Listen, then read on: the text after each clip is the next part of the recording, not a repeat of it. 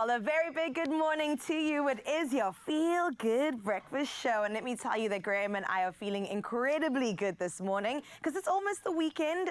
They say it can or can't be clean Vrydag. I don't know what the verdict is on that one. I'm saying it is already. Thank you. Definitely. I felt it when I walked into the building this morning. There's just that much love and positive energy here. And we're going to hopefully spread that to you. We're going to have a whole lot of fun today. Imagine spending your days running alongside cheetahs, forming unbreakable bonds with lions and getting up close with some of Africa's most incredible wildlife. Sounds like a dream? Well, not for all. Oh my goodness, because Shanda Laurenti is just another day in his life. Can you imagine? We meet the leading animal caretaker at the Lion and Safari Park and a social media sensation with over 9 million TikTok followers. Now, through his platforms, he's definitely educating millions, challenging misconceptions about Africa's most understood species, and also shining a light on crucial conservation issues. Good work. Yeah, unbelievable job. And I think he might have the best job in the world, even better than ours.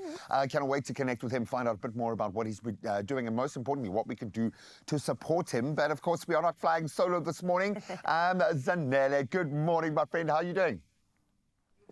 Good morning, everybody. I hope you're having the most beautiful morning. Guys, I can already tell that the vibes are just vibing, and I am really excited for what is going to be, I think, an adorable morning, especially talking all things animals. But are you guys good? How are you feeling? Oh, yeah. Super excited. Got our baseball team in the house. In just a moment, we're going to be crossing platforms. We're going to have a bit of PlayStation, a bit of real-time fun. We're going to put Grant Hines up against some real baseball players in a PlayStation game of baseball. So cannot wait for that. We're going to have a whole lot of fun. So we are super, super excited. But I think we can actually start the conversation and get proceedings going right now. Let's do it, my friends, because listen, Mzansi, it is always all about us and getting to have a conversation with you on social media. And you know we always want to hear you on #Expresso Show in terms of you and your typing fingers on your phone or even on your laptop. However, we also want to hear that voice on 063-408-8863 with our Good Morning Post. My friend, we want to know all about your animal experiences. This morning, as you heard, we are going to be chatting to someone who knows all things animals. And this is why we want to know, what is your cutest, most adorable, most memorable animal experience that you can think of, an encounter that you had with an animal that you've never ever forgotten? Can I tell you mine? It's when I was in Brisbane, Australia. The year was 2012. I got to hold an entire koala bear. It was one of the most incredible experiences. I wanted to take it home, but I couldn't because then I'd be a criminal. So it's fine. I'll go back at some point. But we want to hear about yours. #Expresso Show on all social media platforms and 063-408-8863. Right about now, though, let's get you up to date with everything that's happening all around the world. Here's the beautiful Karishma with your news headlines. Oh, thank you, gorgeous Zanella. 3 minutes after 6 o'clock, it is your national news headlines up first. And we start here. Electricity Minister Josienzo Ramokgopa announced that more than 60 billion rand will be needed to strengthen South Africa's nuclear program at the South African Nuclear Energy Corporation. Now, the project, aimed at supplementing the current Safari 1 reactor, will initially receive 1.2 billion rand. Ramokgopa emphasized the importance of developing a multi-purpose reactor by 2030 and urged private sector collaboration to help fund this ambition while retaining technological ownership. In other national news, Gauteng police confirmed the rescue of 32 foreign miners in Lombardy, East Johannesburg, suspected to be victims of a human trafficking syndicate. Now, the miners were taken to Sandringham Police Station, and authorities are investigating the owner of the rented house. The miners, believed to be from Ethiopia and Somalia, were detained illegally. Discussions with social development departments are ongoing to ensure the miners receive necessary support during the investigation. Let's take a look further afield at your international news-making headlines, where the Sudanese army has regained control of Khartoum's international airport, a major step in its efforts to reclaim the capital from the RSF paramilitary group. It is said it is close to securing full control of Khartoum. Now, General Abdel Fattah al-Burhan visited the presidential palace upon landing at the airport, just hours following its recapture. However, observers warn that the RSF still holds much of Darfur, and civilians remain cautious, fearing the conflict is far from over. Meanwhile, former Brazilian President Jair Bolsonaro will stand trial for allegedly attempting to block President Lula da Silva's inauguration. The Supreme Court's 5-member panel voted unanimously to proceed, with Bolsonaro denying any wrongdoing and claiming political persecution. Now, if convicted, he could face years in prison. The trial stems from Bolsonaro's role in the January 2023 storming of the government buildings by his supporters, with Bolsonaro and 7 former officials charged as co-conspirators. And to close up your 6 o'clock news, we head over here. We're set in the charming countryside of Heidelberg, just 275 kilometers from Cape Town. The Giant Pumpkin Festival is a must-see event in Hessequa region this weekend, kicking off today. Now, this thrilling festival celebrates fun, competition, and the quest to break the Southern Hemisphere record for the biggest pumpkin. Now, last year, Peter Conradi's colossal 967.5 kilogram pumpkin stole the show, but this year, the top contender is believed to weigh over a ton. The festival features a 4x4 challenge, bowls tournament, live music, and fantastic kids' entertainment. Food stalls, local crafts, and laughter fills the air, but the highlight remains the epic weight of where 17,500 rand awaits the winner, and a record-breaking giant one earns 30,000 rand. We'll definitely be keeping our eyes on that pumpkin challenge. For now, though, let's head into your world of sports with Gray.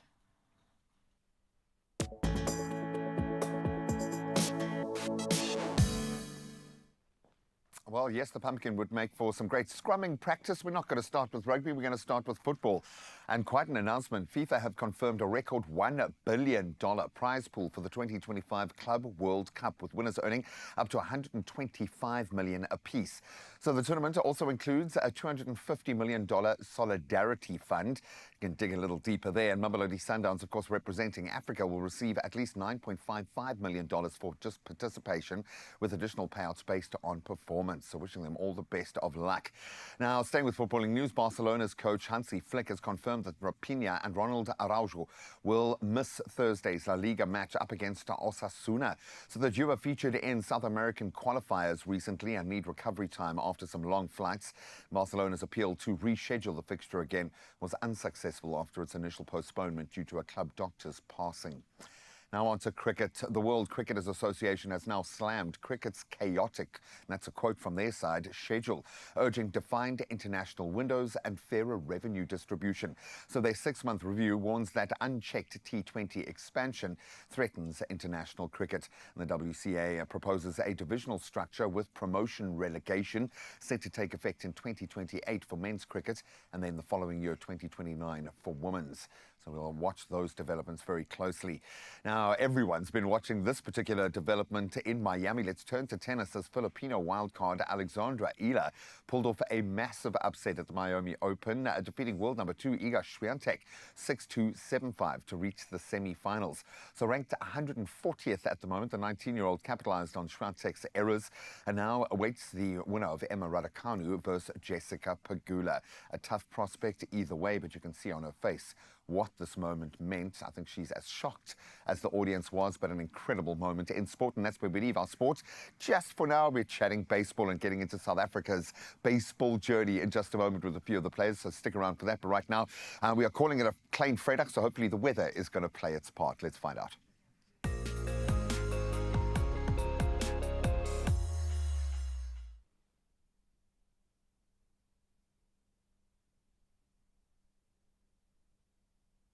All right, hopping right in with that weather because it just excites me so much to be this close to the weekend. The South African Weather Service has yet again sadly issued yellow level 2 warnings for severe weather in many parts of the country. So first off, heavy thunderstorms with heavy downpours may cause localized flooding, and that's in Gauteng, the southwestern Bushveld in Limpopo, and the Highveld of Mpumalanga, and then eastern parts of the Free State and northwest. So quite widespread today. Then there is a separate yellow 2 level warning. That's in place for disruptive rain over the northeastern KwaZulu-Natal, with flooding risks for roads, once again low-lying bridges and settlements. We've seen how the area has been affected recently. The residents, please, are urged to stay alert and take necessary precautions if you can. Now, we always like to temper the news with a sunrise view, and this beautiful shot was sent in by the awesome Carol from Heartburn in the Free State. Wow, that is putting your hand up.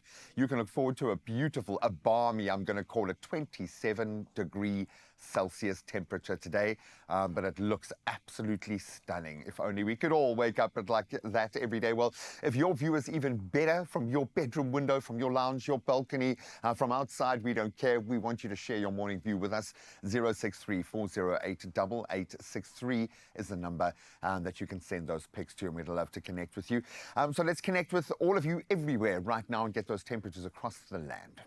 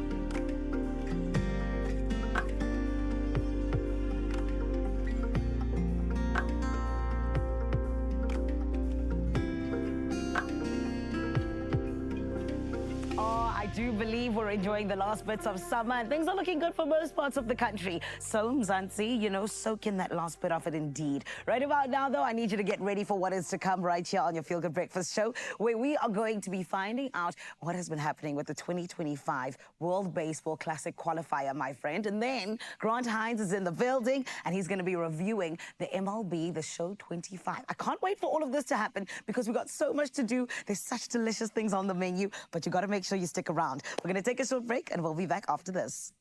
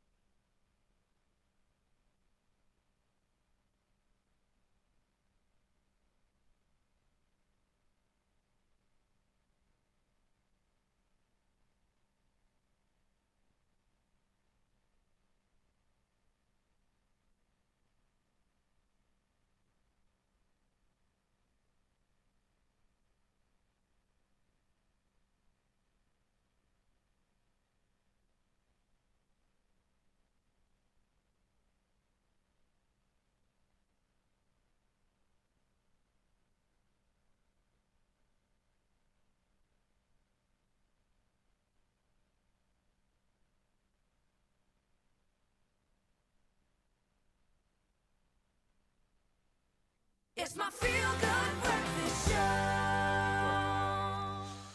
Welcome back. I think you can see the pride is beaming out of me right now. South Africa's baseball team took on the world in Taipei at the 2025 World Baseball Classic qualifier, facing some top competition, delivering some unforgettable moments for the players, for the team, for the country, from some pretty tight games to some standout plays, including a clever hidden ball trick that I'm hoping they're going to reveal to us. The team left it all out there on the field and gained some, I would imagine, invaluable experience against the very best. So we got catcher Dale Feldman, pitcher Dean Jacobs, and infielder and batter Jonathan Lee Phillips joining us in studio to chat about what went down in Taipei. As soon as I said that, you got nervous, like something went down in Taipei that we haven't released to the media yet. Well done, guys. No. I know it's one thing to follow and pour everything into the sport here within the South African context. To play on the international stage is a very different kettle of fish. I've tried my best to sum up the tour. Can you sum up how the tournament went? No, it was absolutely a phenomenal experience for us. I mean, we're playing against fully professional guys. It's their day job. The other countries were all abroad for 4 weeks for preparation. We had 5 days earlier than the tournament, which we still had to fund a little bit of finances so we can get that extra bit of work.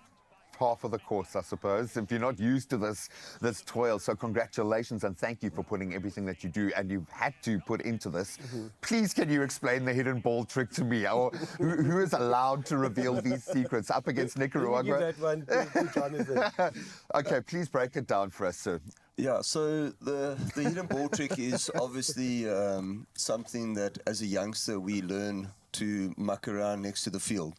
And we mess around and we do all different kind of things and we play games while our parents play baseball as a youngster. So we sort of learn to do these funny things from a young age, but to actually do it in a game is like virtually impossible. You know, there's a few things that needs to happen before you can actually pull this trick off. Before you're even allowed to try, Yeah, so what Anthony, my brother, and Justin did in the game was actually unbelievable because Anthony made the ball basically disappear, and without making the ball disappear and making the other team believe the ball is somewhere where it's not, you cannot pull this trick off. So Anthony made the ball disappear, and then Justin sold it to everybody because, I mean, Justin didn't even skip a beat. It's like him and Anthony Don't were trust him practicing. ever again. So Anthony and Justin, it's like they were practicing this play, which they obviously didn't, but they pulled it off unbelievably. And Justin stood behind the mound, he sold it, he made them believe that he had the ball. And then when Anthony saw that the guy was off the base, and he took his chance and he tagged the guy out. So yeah, it was once in a lifetime the stars aligned. I love that. Well, you've got to have the guts. I want to use another word right now to pull off something like that. I love that. So obviously you couldn't really prepare for that, but you needed to prepare for something. When you're going up against opposition that is in a different matrix to what you are used to, how do you prepare? What did you guys do to get yourself to the point that you were at going into this? So for us, as Dale mentioned earlier, like the other teams, because they're pro bowlers, they do it for a living. Every day. You know what I mean? They were there like 3 to 4 weeks before us, but before we got there, the pre-camp before the main event, we had about 3 to 4 months of like specialized high intensive training here because we were still in season. So we train with our clubs and then have a few, 2 to 3 extra days in the week to train as the team, as a SA unit here in Cape Town. Crazy to me. That is, when you set that against what the American model I know is decades ahead of us and has an infrastructure, but how do we address that? Can we even address that? Or do we have to continuously rely on warriors like yourselves putting absolutely everything into it to make up that 95, 98% to create the international setup? Yeah, so it is obviously extremely tough. We work full-time jobs, 5 o'clock, train 5:30, get home 8, 8:30, depending where you play. We don't have floodlights, so we've got to make use of every opportunity that we get. So we do the best that we can, and like I say, we lost 2-1 to the team that eventually won the tournament, which for us is a phenomenal result. It's incredible. And they also, I mean, we went to 10 innings. The game, baseball's normally 9 innings. In baseball, there's no draws. There has to be a winner, so you go to sudden death, and we got them to sudden death to This feels like almost a lifetime of experience in one tournament, and that's got to have a positive impact. Maybe, Jonathan, how do we use this now moving forward? Because surely the cups must have been filled back up. This kind of experience is amazing. You know what you can deliver at the highest level. What do you want to use this for moving forward? What's next for this team? Yeah, so obviously the result that we got in Taipei was unbelievable. Awesome, and, you know, hopefully for us, hopefully somebody saw us play, hopefully somebody saw what we can do. And, you know, we just need that one person to take note of us, whether it's at a company or whether it's a corporate, you know, take note of what we can do, and, you know, they get on board and they assist us with some of the expenses to play baseball. I mean, as Dale mentioned to you earlier, was that, you know, when we go to these tournaments, it's self-funded. Completely. Yeah, so, you know, sometimes with the youngsters, they go to the World Cups, it's like 40,000 plus rand to go on a World Cup. Just to get there. Yeah, just to get there, and that's excluding the expenses that we do, that we have to pay while we train and prepare for these tournaments. So, yeah, you know, we just hope that somebody notices us, sees us, what we were capable of doing, and, you know, they feel like, okay, well, they want to get involved. And they make our lives just that little bit easier. And to Completely, because we want the medals. We love the kudos. We want to see the, you know, we want to get our flowers, as they say this year. But you've got to stand up and actually deliver. I absolutely love the fact that right now, okay, I see you, Jonathan. I see you. We understand. But we just need the right purpose-driven person to latch onto this. These guys are doing things that are defying the odds completely with very little backing. If we want to achieve on an international level, we've got to support these structures, because if we don't, the American colleges are going to steal all of our talent. I'm going to say that outright. But you guys are amazing. Stick around. We're going to put you through your PlayStation paces in just a moment. So let's find out a bit more about that.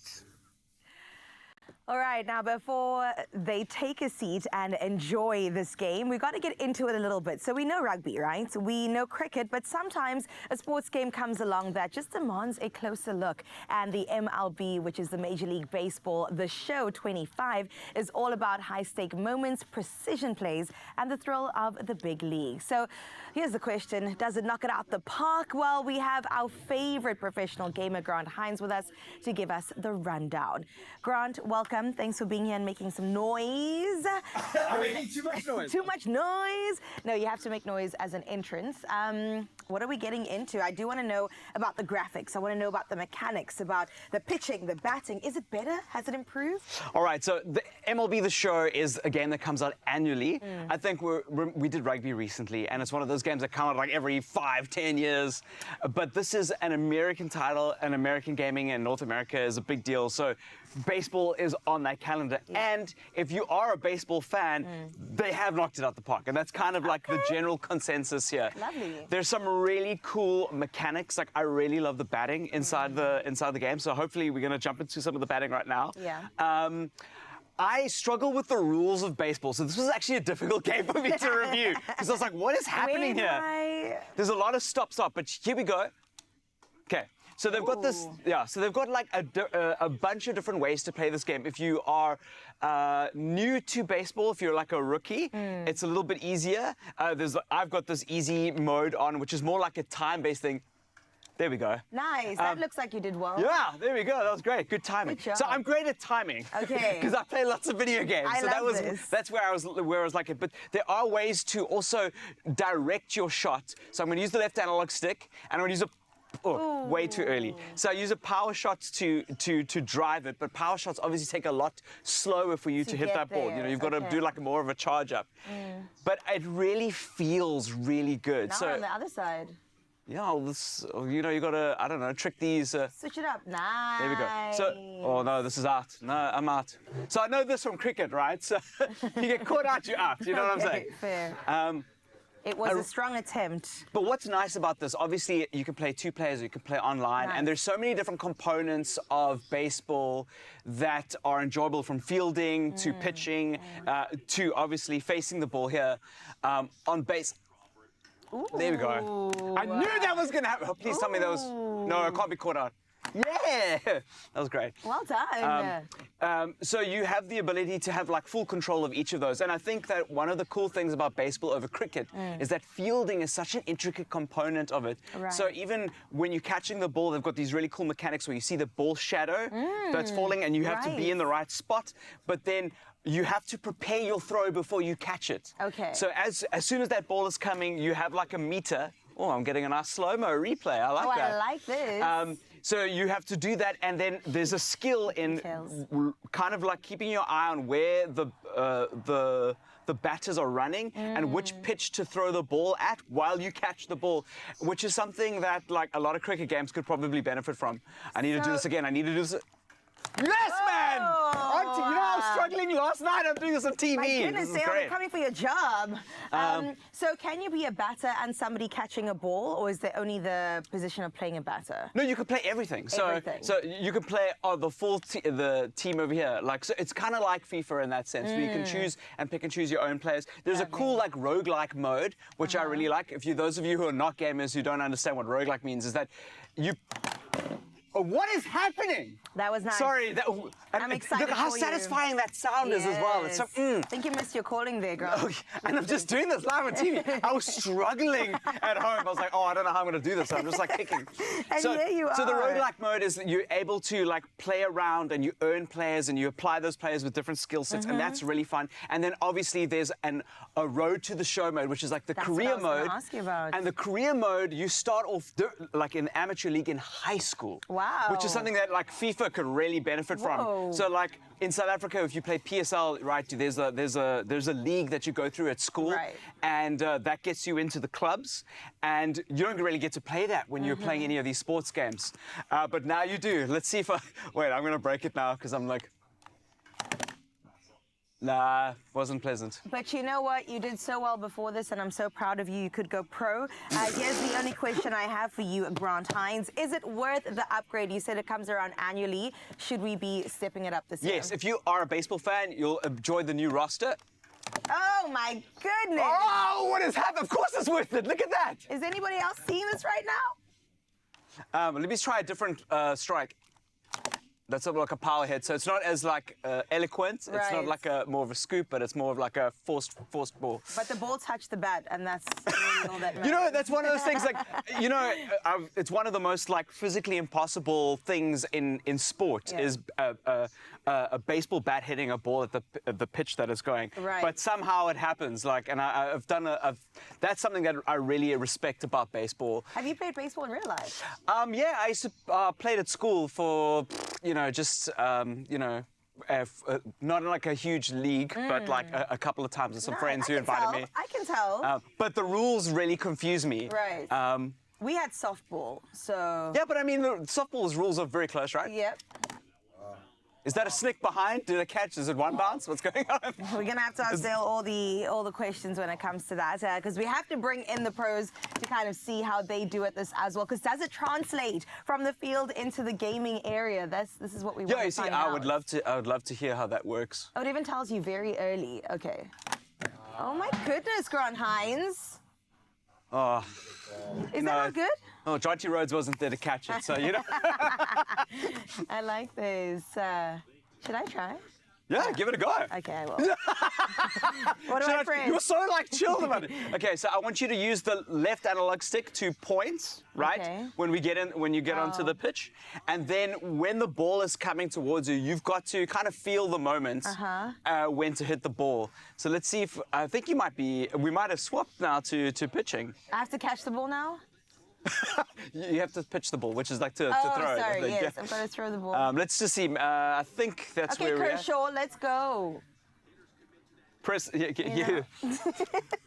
I know you're on the. Help me! You can do it. Thank you, G. Yeah, you're pitching. Okay. So it's just showing you how to do. Okay. You're So skipping the steps that I need to read. No, you're not reading this. I don't know why it's doing this because I did this last Press night. A, it says. Yeah, go for it. So 1, 2, 3. I'm not doing anything. I did it.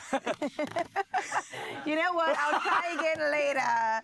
Okay, right now we have covered the basics of MLB. Covered your which is- bases. You see what I did? The Major League Baseball, the show 25. But now it's time for the real test. We're bringing in the big leagues. We have to go head to head with the pros is what we definitely need to do in just a little bit. You do not want to miss this. And we also need to get into the kitchen because all of this thumb work definitely builds up an appetite on Grant's side. And I'm going to try my best once we load it for me. All right, stick around, Expresso fam. Some action's going to go down right here in just a little bit. Can I try? Only you can make my day. Want to give your child a head start? Brainchild offers multivitamins and omega-3s that help bridge the gap in your child's diet for healthy growth and development. Stand a chance to win one of 5 hampers, including the full product range, a backpack, water bottle, and 1,000 Rand Take-A-Lot voucher. Simply visit brainchild.co.za, look out for the pop-up banner, and fill in your details. Competition closes Friday, 28 March. T's and C's apply. Brainchild bridges the gap.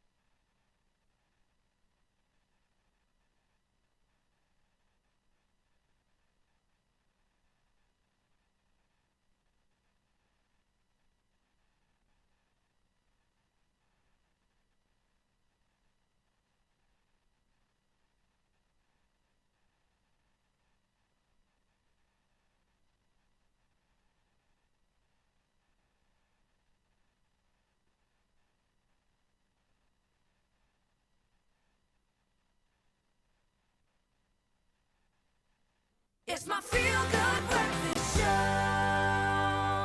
All right, welcome back. It is your Feel Good Breakfast Show. Yes, we're still here playing games because go sports. We got to get into the ultimate test. Grant Hines is stepping in the batter's box to face off against the baseball pro. Dale is here. MLB The Show 25 is what we're going to be playing.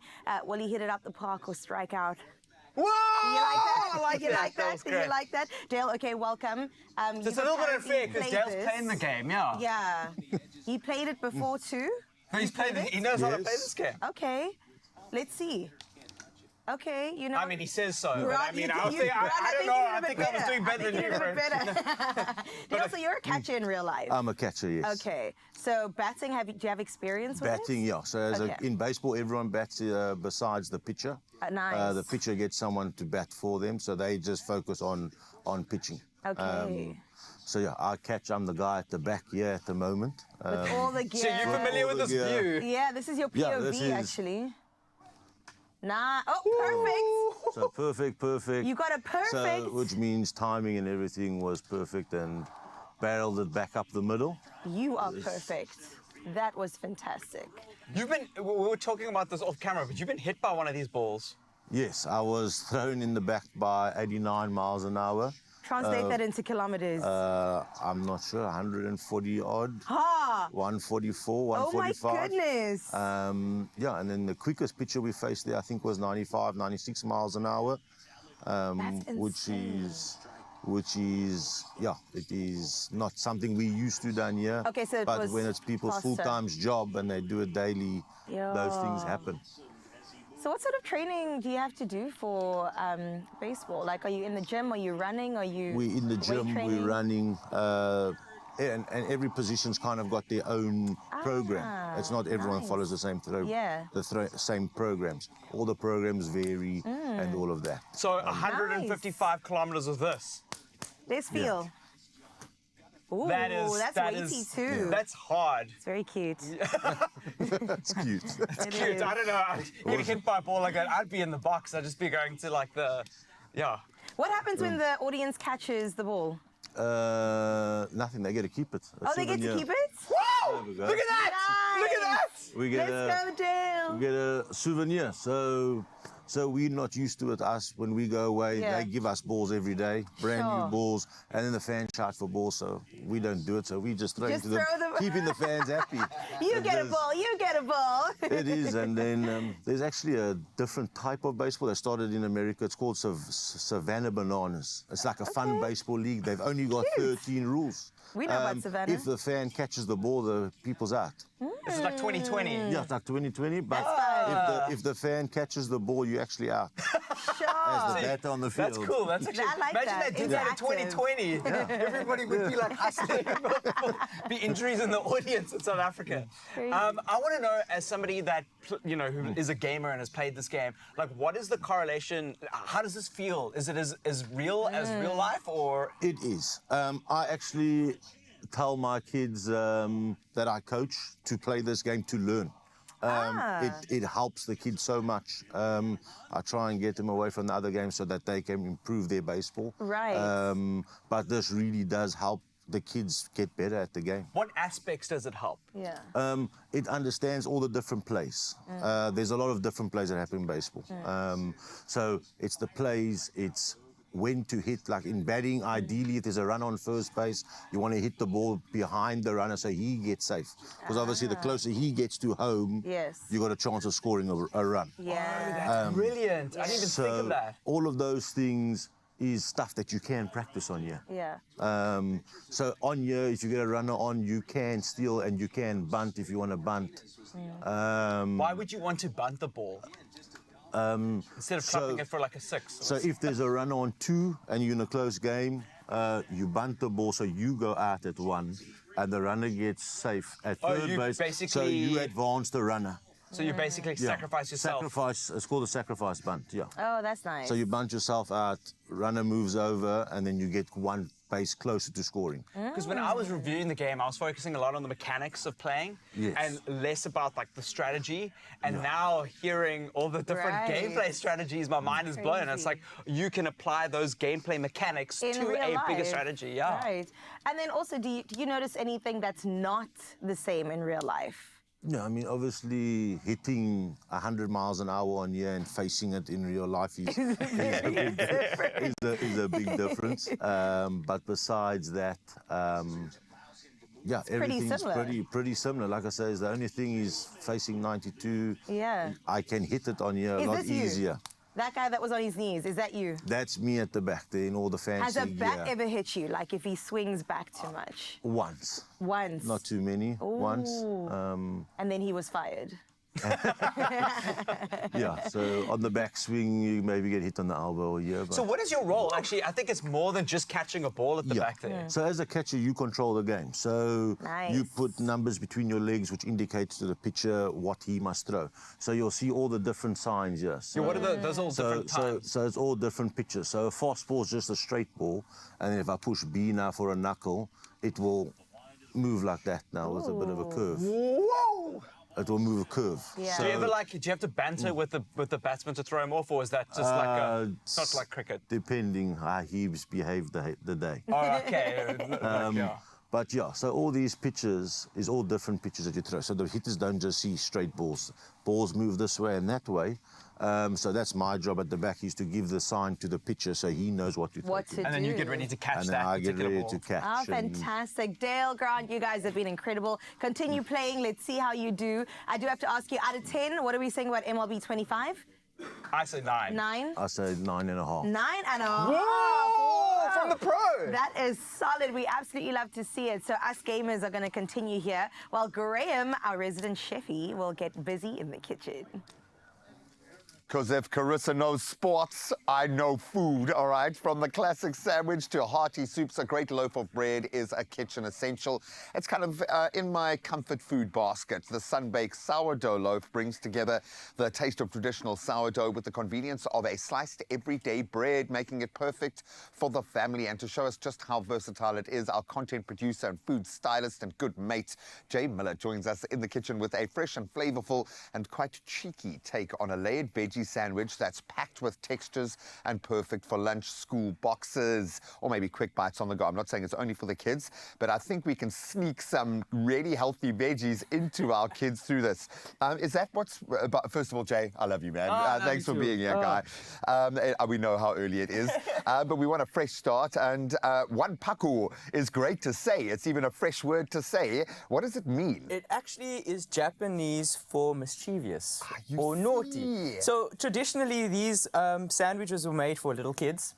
And like you said, it's such a great way to sneak in the veggies, making it exciting. The whole idea about these sandwiches, or the whole sort of iconic moment, is that cross-section when you cut it open. And the vibrancy of the colors, it entices. But how exciting is it that we get to use sliced sourdough bread? I was about to say, I search for my sourdough now, and it's an absolute essential. We know what it means for gut health. Yeah.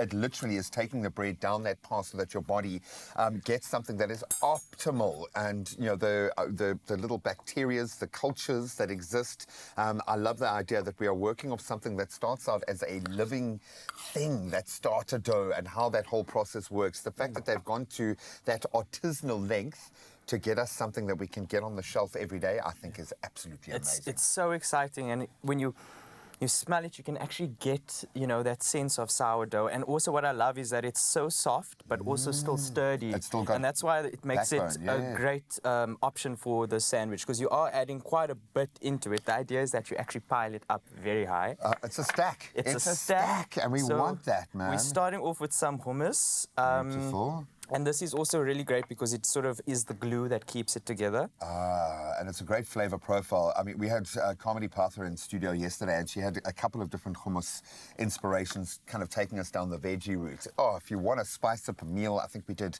collie steaks. But just that introduction of the hummus with a little bit of a spin, absolutely beautiful. I love the flavor profile. So we're going to go on with some baby spinach. Like I said, the cross-section is what we're going for. So you want to be intentional with how you layer up your different veggies. That contrast, yeah, so we're going to go for some cucumber. And texture for this guy is important. Texture's so important, you want it to absolutely crunch with every bite. And of course, sun-baked sourdough offers the rich taste of traditional sourdough, which we love, with the convenience of a pre-sliced everyday loaf. Perfect for busy lifestyles and, as we say, perfect for lunch boxes. Great source of fiber, obviously low in fat, and 100% vegan, making it a great fit for a variety of meals and kind of food cultures. So whatever your house looks like, this can kind of slip in there. And with its subtle sourdough flavor and a soft yet sturdy texture, as Jay's pointed out, it's versatile enough for sandwiches, for toast, for soup, for lunchbox snacks. My daughter just loves a slice, that's fine. Made with a bread starter culture, it may improve gut health, making it a great choice for the whole family. Every box is being ticked here. I love it. Literally. So you can see, Graham, while you were chatting away there, telling us about the goodness of sourdough. Look at it. I've stacked this bad boy up, and Oh, I hope my mom isn't watching because... It's all right. My mom's watching. We'll judge both of us. Sorry. Oh, that's super cute.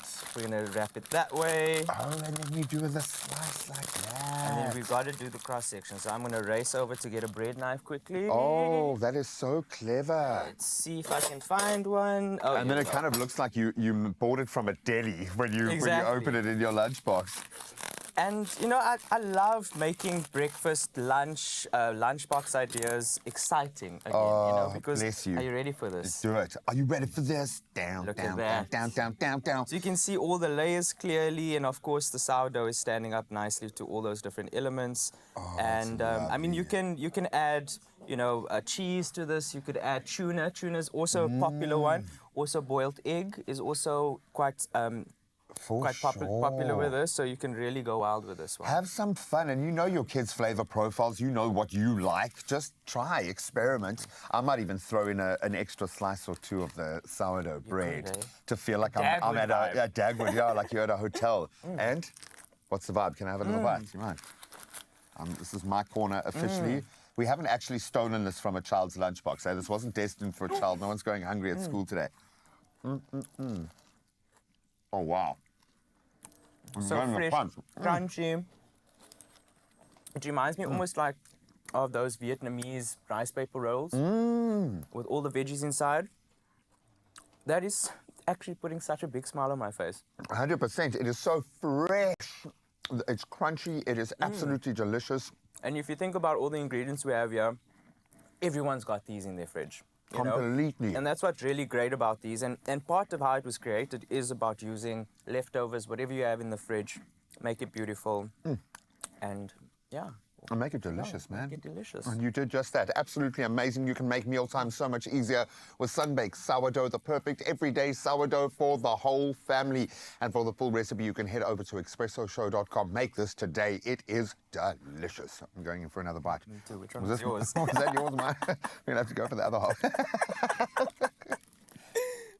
Introducing new sun-baked sourdough, the feel-good everyday bread.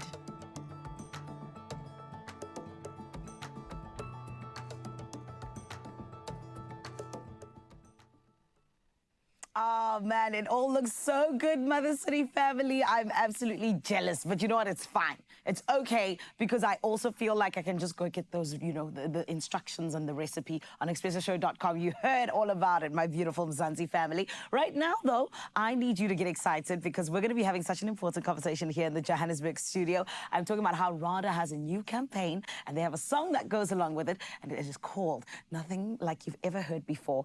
It is Together We Are Stronger. And friend, I feel like it is so special, and we're going to be hearing more about where this came from. But then we're also going to be jumping on into a little bit of a recipe, and I am looking forward to this because it's one of the most important times of the year. Hot cross buns and pickled fish. I know you're looking for the right one, and we got it right here on your Feel Good Breakfast show. Right now, we're going to take a short break. Don't go anywhere. We'll be back after this. Only you can make my day.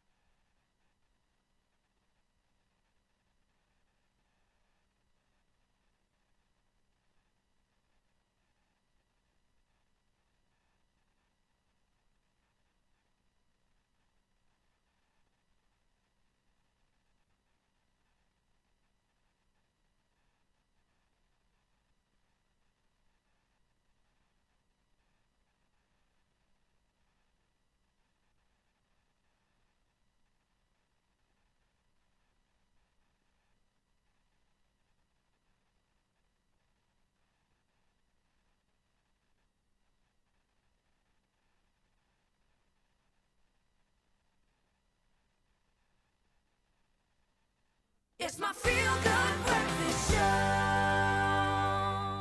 Welcome back. You're in the right place to get your morning started off on the greatest note. And I say that because we always have a good time together, right? But then we also have really great conversations, which I really enjoy, especially when we're talking about people who are doing such great work. RADA is in the building, and we're getting to hear about their new campaign, and it is all about Together We Are Stronger. This is the song that goes along with it. And my friend, I always love how the fact that music is something that doesn't just bring us together, but it is a force for change. And this specific song is one that is all about unity, about resilience, and all of these incredible things we're about to hear about in terms of what this song is going to do and what it means for RADA and even means for us, but where exactly RADA is going from here on out. So this is why we've got in the building the managing director. Of course, it is Jacqueline. And then someone who's actually featured on the song and is part of it, it is none other than Seven. Everyone, let's give them a feel-good welcome, please. Thank you. Hello, guys. How are you? Good, thanks. That's good. Thank you so much for joining us, guys. Jackie, I'm going to start with you because I feel like this is such an exciting time. Yet again, RADA has done such a beautiful thing. And I want to just talk about, you know, when we actually get into empowerment and transformation, which you guys are notorious for. You're known for this beautiful thing that you continue doing. What inspired, you know, the current creation of Together We Are Stronger? Well, at RADA, as you say, we're all about empowering people, bringing people together. Yes. Creating that unity, love, and togetherness, and the connection of the support of bringing forward this music and this particular album, and all the music, in fact, in terms of RADA, is about bringing the feeling of for everyone in the country that hears it, and everybody to connect with that and have that feeling of connection and empowerment and inspiration. I love that. Yeah. And of course, I mean, as you mentioned, you guys have had, you know, past collaborations. Now, this is your third one. You know, how have you really gone about sort of creating this initiative to be something that really has evolved over the years and is a little bit different this time around? Well, the previous two, you know, we've done really well with them, and this one in particular with the absolutely amazing artists, Seven here like being one of them. Yes. Being one of them, and actually 7 others. Yeah. I love that. I'm here to represent everybody. I love that. Incentive, if you will. Yes. Yes. Yeah. And so, you know, this particular one, and I just find, well, it's so inspiring, and it's really beautiful how they've put it all together. Yeah. And you know, we do really well from it in terms of the support from the royalties, for example, that we develop other areas of our work in terms of all the orphanages that we have, and all the support around the country, and all the people we feed, and that type of thing. It all connects together. Beautiful. And is very inspirational from that perspective. Of course. And actually, I was just about to ask you, you know, just about the impact, but with you even saying that it grows all of the really great work that you're already doing. I think that's so important. Yeah. And of course, Seven, it wouldn't be possible without amazing people like you. Talk to me. How was it collaborating with 7 other people to bring together this beautiful project? Yeah, it's amazing. I mean, as artists, we always so often create in our own little bubbles. You know, we work in isolation in little dark studios, and it's so nice to be able to get out and collaborate with a diverse group of people on a project that you know, essentially there's a message that we can all get behind.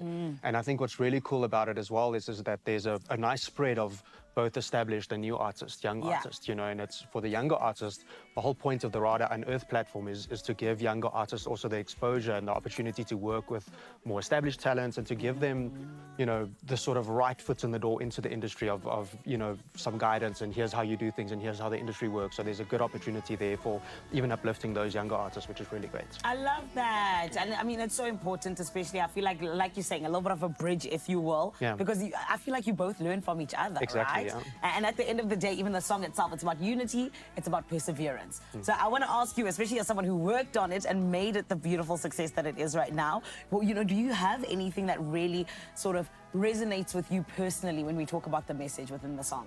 Yeah, so the song's called Together We're Stronger, and I think, you know, it seems like such a cliche message on the surface of it. Like, it's like, you know, it seems like one of those things you'll have live, love, laugh on your wall or whatever. But I think it's so sad that as a society, we seem to have forgotten that. You know, if you look at social media and the news, we're very divided on so many fronts, and I think maybe we just need these songs and messages to be more prevalent, you know, more people to actually say this out aloud and say, hey, just remember that, you know, we on this planet together, we've got to live together, we've got to, you know, build together. And I think if we remember that we really are stronger together, you know. I love that. And we need each other at the end of the day. Yeah. No man's an island, right? Yeah. And Absolutely.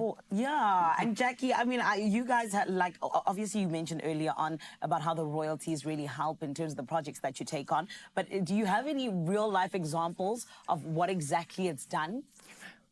Well, it's done actually quite a lot of things, but in fact, I think this Together is Stronger is actually one of the most inspiring ones that we've had. Yeah. And with the previous ones, we've actually been able to develop.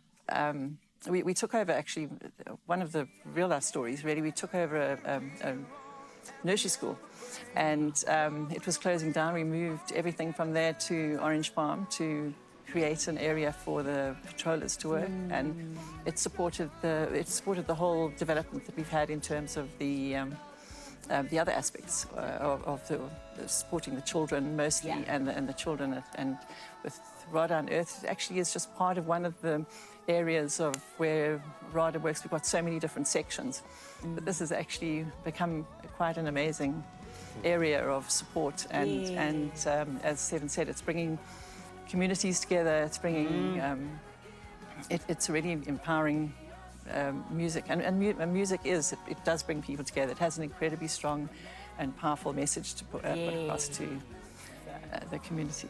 I love that. And Seven, very quickly as we wrap things up, because we don't have a lot of time, you know, how do you see music playing a role in really just allowing for social change to happen just beyond even the entertainment industry? Yeah, so I think, I mean, you know, when you talk about being a part of a society, I think there's this idea of like a social contract. And I think a part of that should be that as an individual, we all have a role to play in what we add to that society. Yeah. So for me as a musician, you know, that's sort of my world. So I can only use those tools to try and better and help wherever I can with that tool, you know. And I think for other people, you know, the work RADA does, they've got orphanages and homes that they've adopted where they do foods. There's the MyPad project, which is like a reusable sanitary pad project for girls at schools. You know, it's a lot of really good work. And often people will think like, oh, but how does music tie into that? But it really does, like, both from an inspirational point of view and, you know, just from a humanitarian point of view, again, to be able to stir that inspiration in other people, I think is so important. So, yeah. I love that. Well, guys, thank you for the amazing work you're doing. We appreciate you, and congratulations on the brand new campaign and the new song. We Thank you appreciate so it. much. Thank you so much, guys. Oh, listen, it is always so lovely to see humans who are stepping outside of themselves and allowing themselves to also just be real servants to others and making the world a better place 100%. And of course, friend, if you, my friend, want to hear about what exactly it is we've been talking about and even listen to the track, you can support by heading on over to www.rada.co.za. That's RADA. And trust me, you're not just allowing yourself to enjoy some really great music from the likes of Seven, but also you're being a part of a great campaign and being a part of social change altogether. Right now, though, my friend, I do need you to stay tuned. Why? There's still so much more to come. My Cape TZ family, are you still good that side? We are good, but we could always be better. I'm just saying that. And how could we be better? Well, if we played Disky Boots and we got them really shined up and ready for some action today, we could be playing Sports Stake 8 fixture list. 860. I know I'm being very specific, but why? Because there is a guaranteed 1.5 million rand in the jackpot this Thursday. So please don't miss out. This fixture list closes at 7:15 this evening, so you don't have a huge amount of time. My goodness, just a couple of hours, but enough hours for you to play your favorite sports stake game now in store on the nationallottery.co.za, the website, or on the mobile app. And stand a chance. We got to do it. Okay. Make it rain. Lots of cash this March. Please, if someone actually does win, you've got to do that. I know you're not supposed to post videos and show signs, but please do that. That just will for be us, the just sign. do that. Just And tag we us want to too. see money floating down. Now, all the best of luck with that. Have a whole lot of fun. Great way to play as well and kind of really get some skin in the game. But before you do anything like that, we want you to stick around and have a little bit of fun with us.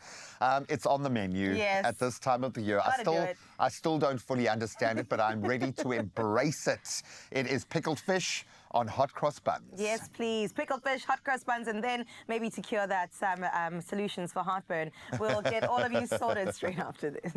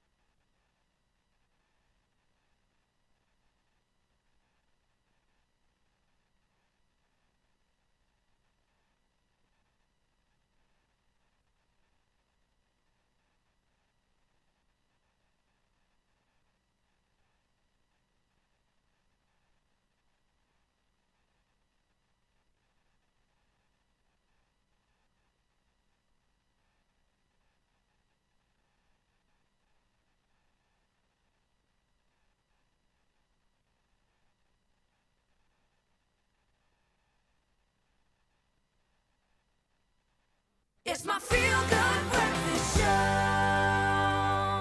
Welcome back to your Feel Good Breakfast Show, dishing out the Feel Good on this Thursday morning. Let's get into some news before the next 2 hours of the show unfolds.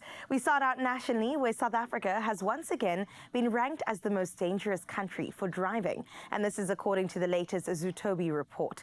Now, with 24.5 road deaths per 100,000 people, the country remains at the bottom of the global road safety list for the second year in a row. The report also revealed that only 31% of passengers wear seatbelts. While countries like Norway, Iceland and Japan are considered the safest, South Africa's road safety challenges persist, along with those in Thailand and the USA. Now, in other national news, Electricity Minister Hosiyenso Ramokgopa announced that more than 60 billion rand will be needed to strengthen the South African nuclear program at the South African Nuclear Energy Corporation. The project, aimed at supplementing the current Safari 1 reactor, will initially receive 1.2 billion rand. Ramokgopa emphasized the importance of developing a multi-purpose reactor by 2030 and urged private sector collaboration to help fund this ambition while retaining technological ownership. In your international news making headlines, Russia has demanded that certain Western sanctions be lifted before agreeing to a maritime ceasefire with Ukraine in the Black Sea. The Kremlin insists on the removal of sanctions on banks like Roselkhozbank and reinstating access to the Swift system.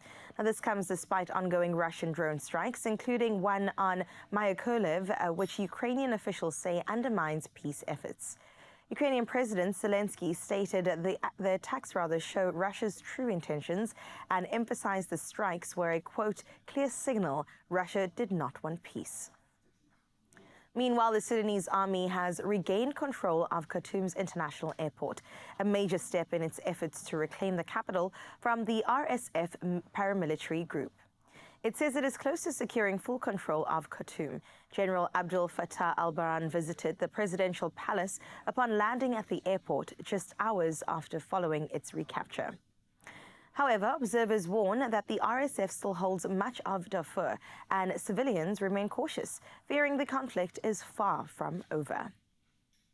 Closing off your news now, we touch base with the pumpkin life. We're set in the charming countryside of Heidelberg, just 275 kilometers from Cape Town. The Giant Pumpkin Festival is a must-see event in the Hessequa region this weekend, kicking off today. The festival celebrates fun, competition and the quest to break the Southern Hemisphere's record for the biggest pumpkin. Now, last year, Peter Conradi's colossal 967.5 kilogram pumpkin stole the show, but this year, the top contender is believed to weigh over a ton. The festival features a 4x4 challenge, bowls tournament, live music, and fantastic kids' entertainment. Food stalls, local crafts, and laughter will fill the air, but the highlight remains the epic weigh-off, where 17,500 rand awaits the winner, and a record-breaking giant earns 30,000 rand. Some good money up for grabs, but I have a feeling that there's definitely going to be some stiff competition. So where we leave your 7 o'clock news, let's head into your world of sports.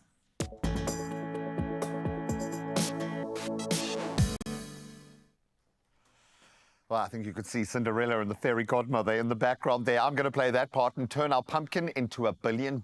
In fact, FIFA has confirmed a record $1 billion prize pool for the 2025 Club World Cup, with winners earning up to $125 million. The tournament also includes a $250 million solidarity fund. I'd love to dig a little deeper there. And of course, Mamelodi Sundowns will be representing South Africa and Africa, and they'll receive at least $9.55 million just for participating, with additional payouts based on performance. So a lot at stake. Well, speaking of which, let's stay with Barcelona. And Barcelona's head coach, Hansi Flick, has confirmed that Raphinha and Ronald Araujo will miss this evening's La Liga match up against Osasuna. So the duo featured in South American qualifiers and definitely need recovery time after some long flights. Barcelona's appeal to reschedule the fixture again was unsuccessful after the initial postponement due to a club doctor's passing. Now on to cricket. The World Cricketers Association have made their voice heard. They have slammed cricket's, quote, chaotic schedule, urging defined international windows and fairer revenue distribution. So their 6-month review warns that unchecked T20 expansion threatens international cricket. Simple as that. And the WCA proposes a divisional structure with promotion relegation set to take effect in 2028. That's for men's cricket, and then 2029, the following year, for women's. Now we turn to tennis, and quite a shock and quite a moment for Filipino wildcard Alexandra Ila. She pulled off a massive upset at the Miami Open, defeating world number 2 Iga Swiatek 6-2, 7-5 to reach the semi-finals. So ranked just 140th in the world right now, the 19-year-old capitalized on Swiatek's errors and now awaits, of course, Jessica Pegula, who progresses to the semis after beating Emma Raducanu. So all the best of luck, but you can see the moment just dawning on the player's face there. Absolutely amazing. And that's where we leave our sport for now. We'll touch on those headlines at around 8 o'clock. Let's see how the roads are looking.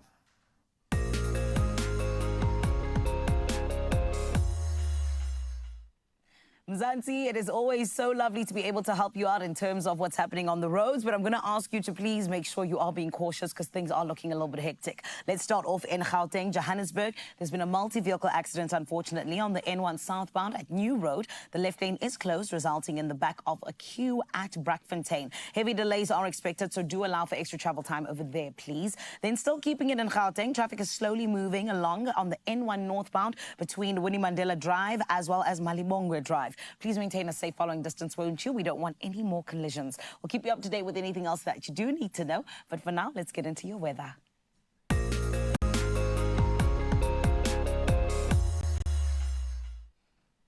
The South African Weather Service has issued yet again a yellow level 2 warning for severe weather in many parts of the country. And of course, it is heavy thunderstorms with heavy downpours that may cause localized flooding in Gauteng, as we told you earlier on. It is as well as the southwestern bushveld in Limpopo, the high veld of Mpumalanga and eastern parts of the Free State and northwest. A separate yellow level 2 warning is in place for disruptive rain over northeastern KZN, with flooding risks for roads, low-lying bridges and settlements. Residents are urged to please make sure that you stay alert and take necessary precautions. Now, my friend, we'll keep you up to date with that, but then I always want to see what's going on in terms of that sunrise view. I mean, the whole country wants to see. And this is why you got to make sure you come through on 063-408-8863. A young snap on your phone. You send it through on the WhatsApp line, and we show everybody else what it is you're waking up to. And this morning, oh my goodness, Joe from Delft. 28 degrees Celsius is what you can expect. But, my friend, you see your picture that you sent through,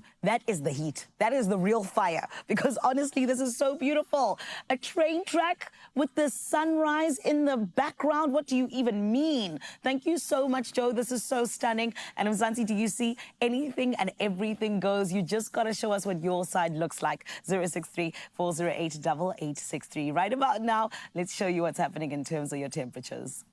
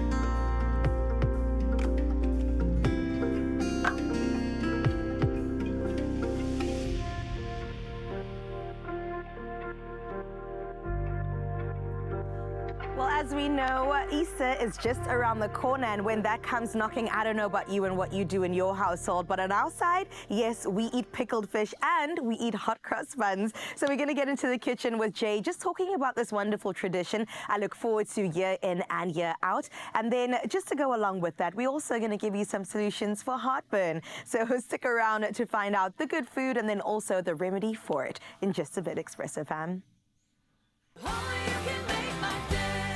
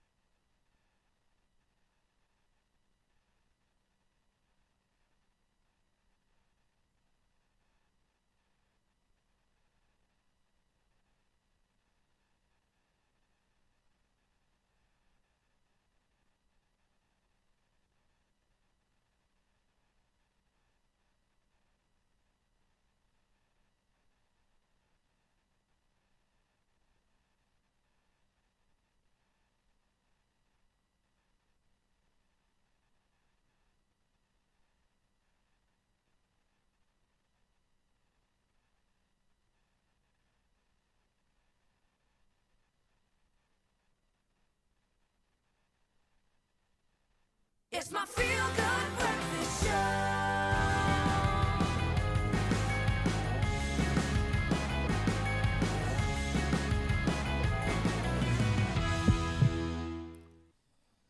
All right, I was trying to be mysterious about what we're going to be talking about. Welcome back. I think you know the vibe for this conversation. Have you ever felt that awful burning sensation in your chest after a meal, or that uncomfortable bloating? Well, you are not alone. It's kind of part of the human condition.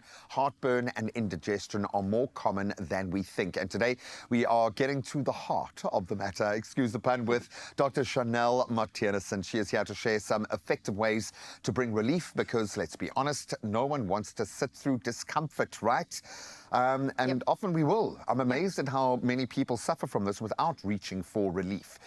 That being said, for something that affects so many of us so often, and we know so little about it in terms of our own understanding and being empowered to do something about it, maybe let's start there. What is actually happening in our body when we experience that discomfort? Okay, so we all call it heartburn, but it's not the heart That's what it feels like, yeah.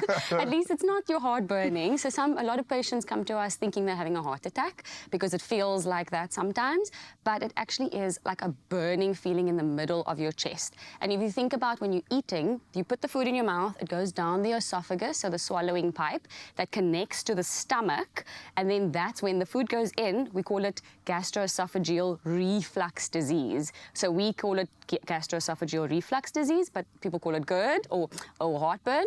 They call it that. And then that is when the acid from the stomach is actually pushing up into the esophagus. And the esophagus doesn't want the acid there because it's supposed to stay in the stomach. So sometimes you are supposed to have a valve that keeps it down, or sometimes some patients have a hernia or that valve is a problem, and then the acid actually pushes up. And then there are obviously some food triggers that increase the acid. And everyone has their things. Yeah. You know, most of us, by the time you get to my age, you've got a little list of things that you shouldn't be eating. Gently stay away from at the breakfast buffet table. I absolutely get that.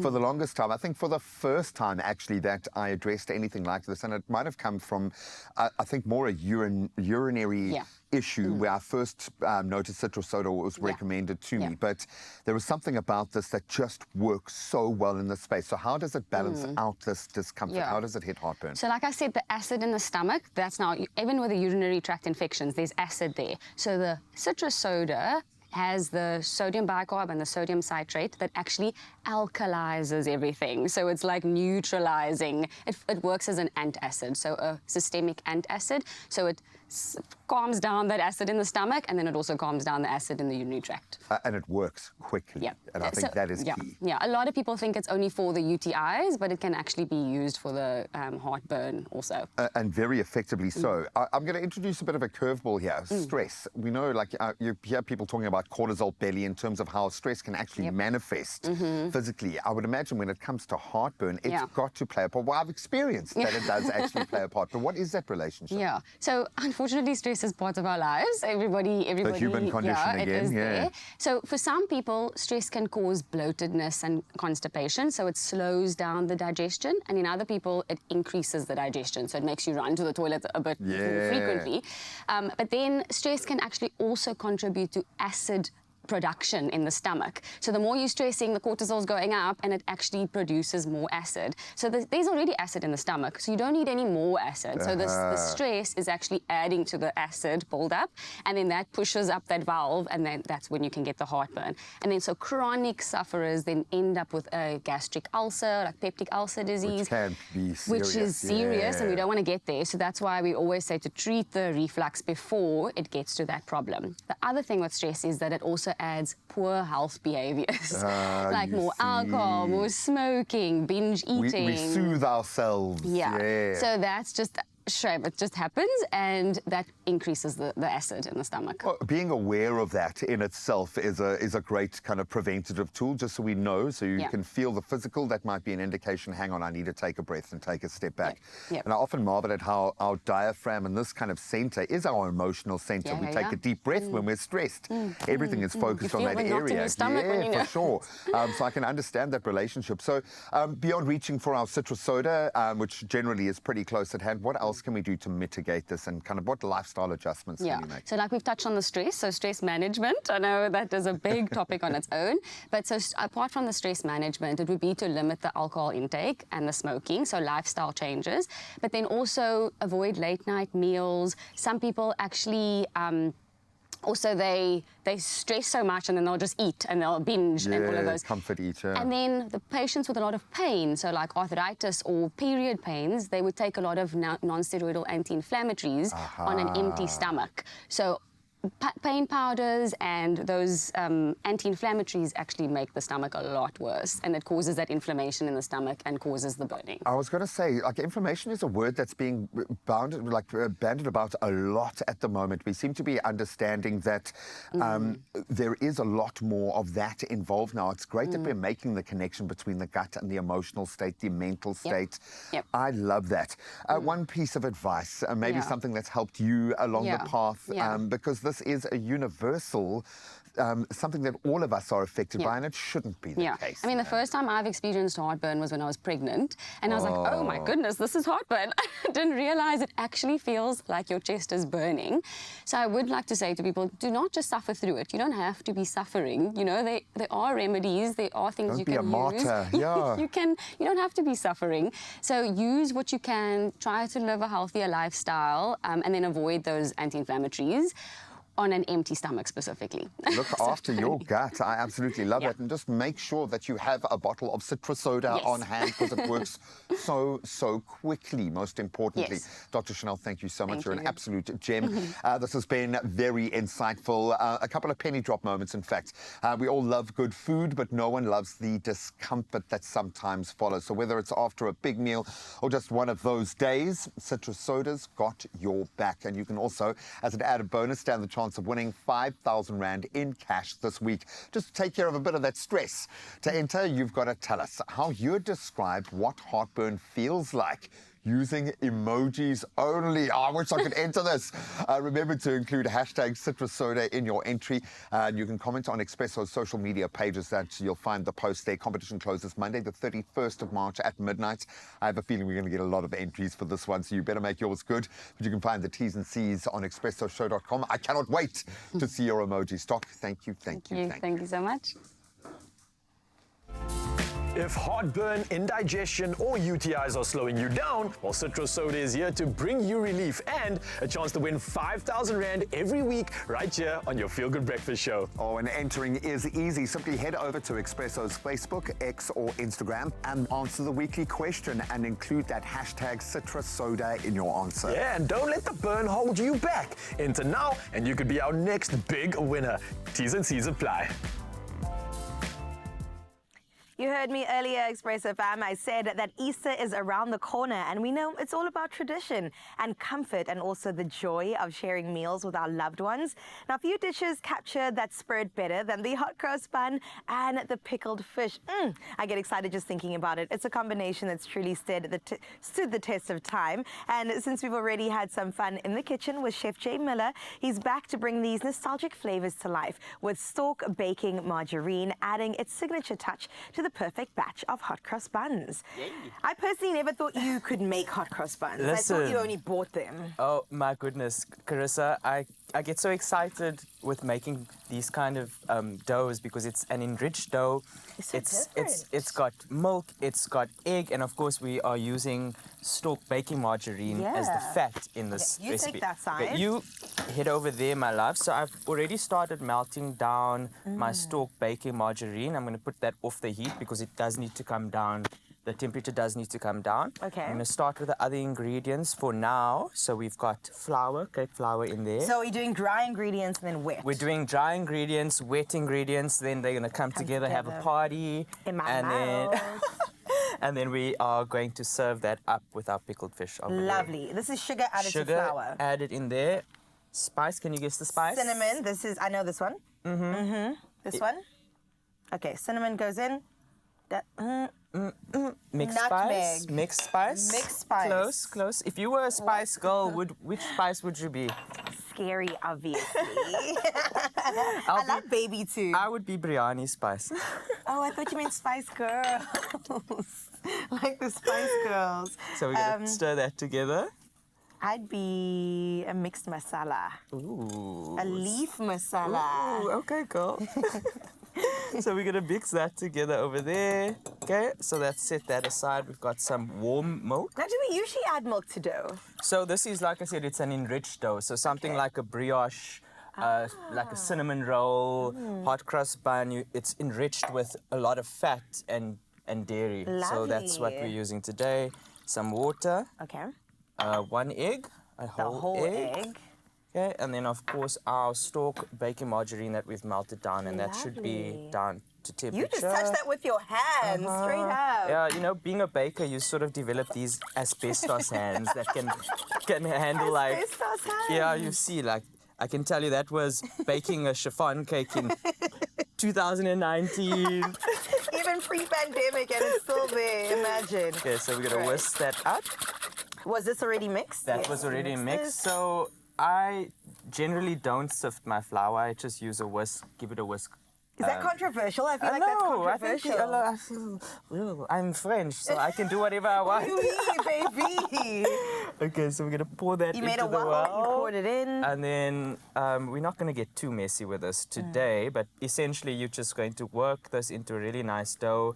Tip it over, knead it nicely for 8 to 10 minutes, and you'll have your dough ready. When do the raisins come in? So the raisins come in after the first proof. So you are going to knead this until it's nice and soft and elastic. Let it rest for about an hour or until it's doubled in size. Yeah. And then you can add your raisins. Wow, I've seen people do blasphemous things like add spice in their hot crust buns. Oh, it's not And also and also chocolate chips. Okay, Because how am I going to eat it with cheese if you do that?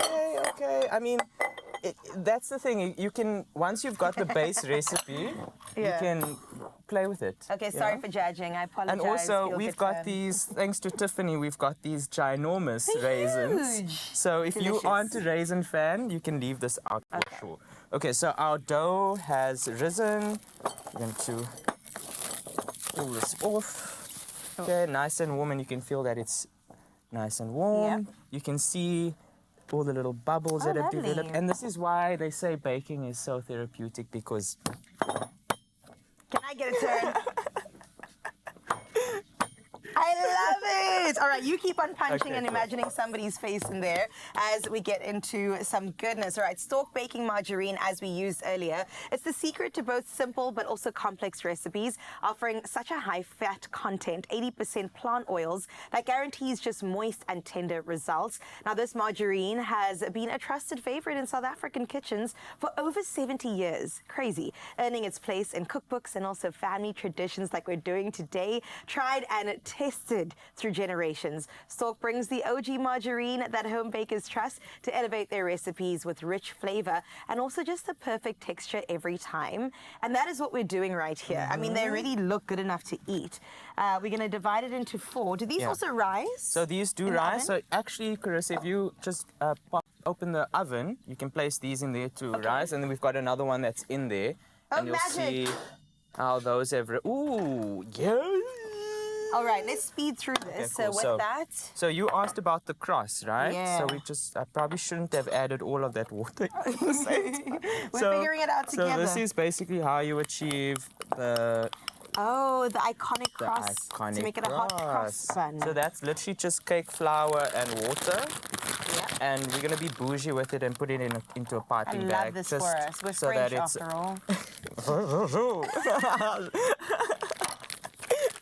Okay, and we're going to snip off the end. And Okay, you're going to squeeze that through. Since you're the baker, I'm going to let you do that because I just need to remind you, oh, that's beautiful, that some meals really do hold a special place in our hearts. Like this one in particular, it brings back all the memories, cherished memories at that with every bite. And now you have the chance to create even more. You can stand a chance to win one of 10 KitchenAid stand mixes. Simply buy 2 stalk baking margarines, one of them being the new stalk white baking margarine. Keep your till slips safe, all right? WhatsApp stalk to 060-673-8661 and follow the prompts. Now, the competition does close on the 12th of May 2025, just in time for Easter. T's and C's do apply. That looks stunning.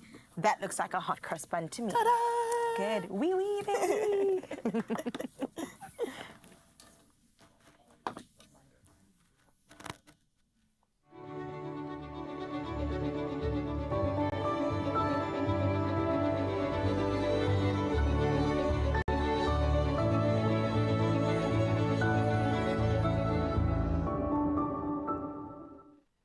Oh man, it's such delicious homey vibes this morning because you are home, my friend. This is exactly where you need to be to make sure that your morning is started off on the perfect note. I tell you every single time. And more than anything else, your being here makes our morning. So thank you. But one thing I can also tell you is that we always make sure that we have an action-packed show to keep you entertained throughout up until 9 a.m. And this is why on the way, Grant Hines is going to be dropping some jaw-dropping deals that you never knew you needed when it comes to tech. And you know he's always got our back. And then on top of that, him and Graham headed on out to go and check out the Suzuki, my love. What exactly it is that the features you need in your life that you didn't even know about, well, it's going to be all coming up in a little bit right here on your Feel Good Breakfast show. We always take just a small break, just to let you get some coffee, go to the bathroom, but then make sure you're back in 2 minutes so we can continue the goodness here on your Feel Good Breakfast show.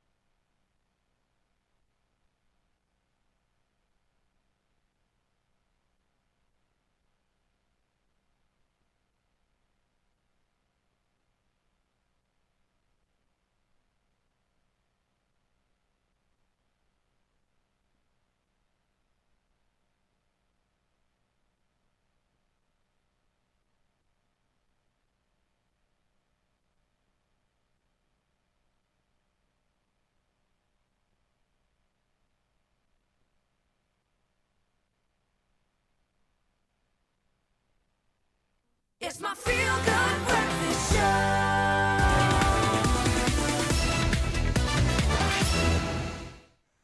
Oh, I love that. If you feel that beat in your heart, you know it's time to tech up. And if you're looking to level up your tech game without breaking the bank, Game Store's Electronics Mania is here with some jaw-dropping deals. Okay, that's because my jaw was dropping so fast, even as I said it. But you really don't want to miss out on these. And who better to break it all down for us than our resident tech guru, Mr. Grant Hines.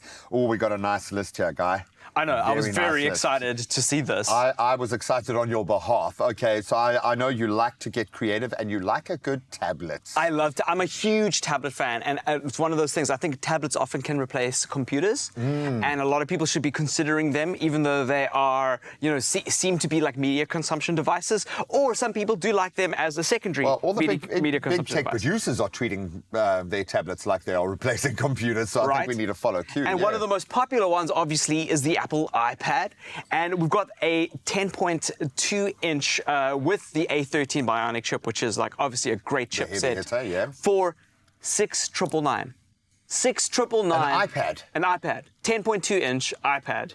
Have they ever been this cheap? Have you ever seen an iPad for anything like that, other than a Black Friday To be deal? honest, yeah.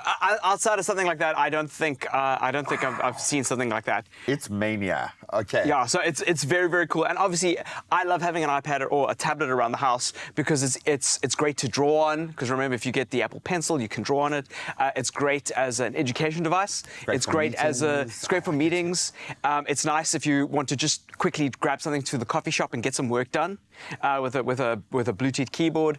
I really rate tablets really highly. You've got the convenience of apps as opposed to programs, and I am that simplistic. I like the fact that I can do easy focused conversions. work. Yeah, I can move from a meeting into a creative session into a video meeting. I can do all of that through my iPad. I love that. That is an insane deal. That is crazy. The next one is very cool. Okay, so this is something we've got one of these in our house, and it's something that people ask about all the time.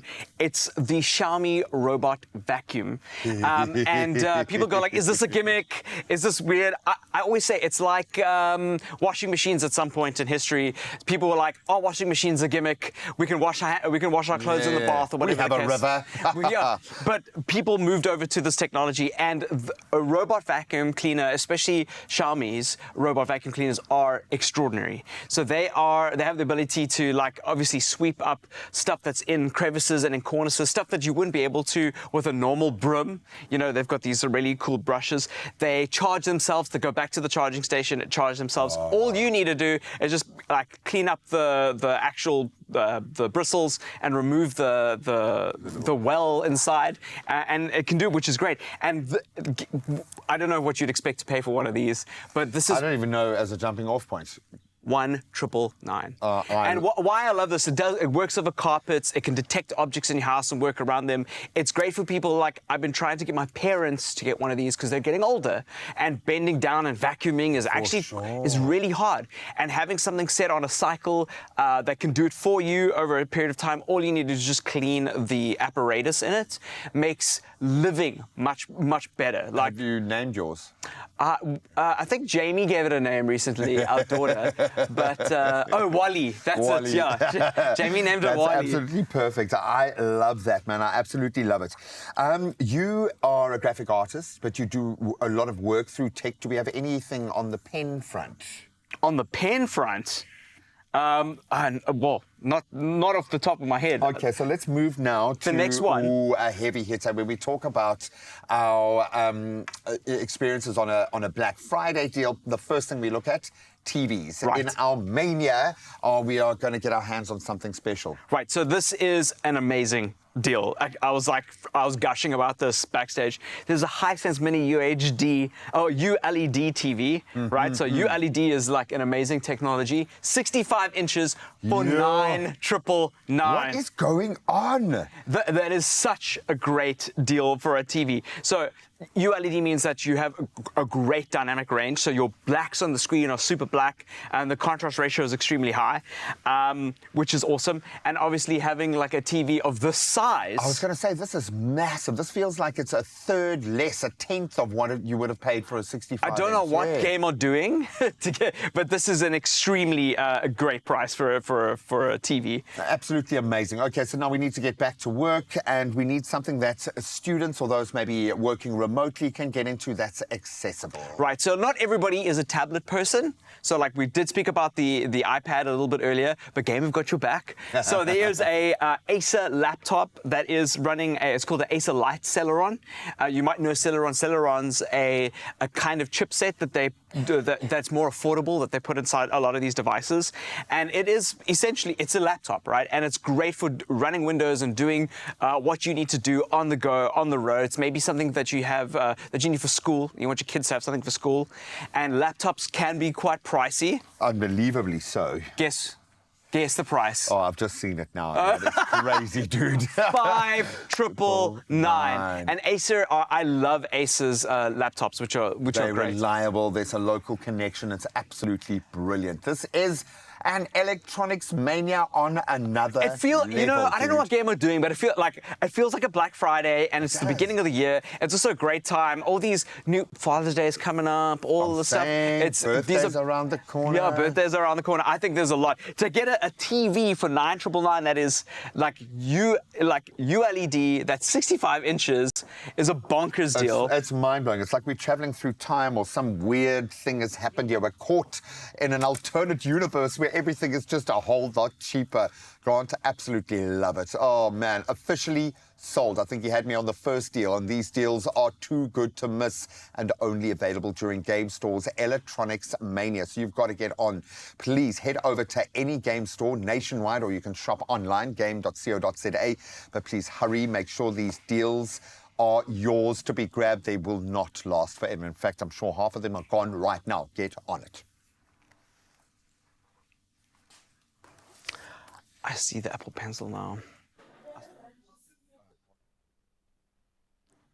Now, when it comes to finding the perfect ride that blends things like style, tech, and performance, the Suzuki Swift is ticking all the right boxes. Now, this compact ride is packed with smart features that make every journey an absolute dream. And who better to put to the test than our very own tech enthusiasts? I mean, we saw them in action now, Grant Hines, alongside G-Man. Now, they hit the road to explore the coolest, most innovative features that make the Suzuki Swift a tech lover's dream. All right, Grant and Graham, take it away. Why have I got such a big fat smile on my face? I've ended my day just a little bit early so I can sneak out in the Suzuki Swift. It's been a long one. I want a nice scenic drive to take the edge off. Are you taking the car out? I am indeed. Gonna come with? Buddy, your timing is perfect. There is so much tech happening in this car. I think I might need your help. I love a Swift ride. Let's go. Oh. Where are we gonna go, dude? I know a spot. Okay. Let's go to Simonstown. Simonstown, beautiful. Scenic drive.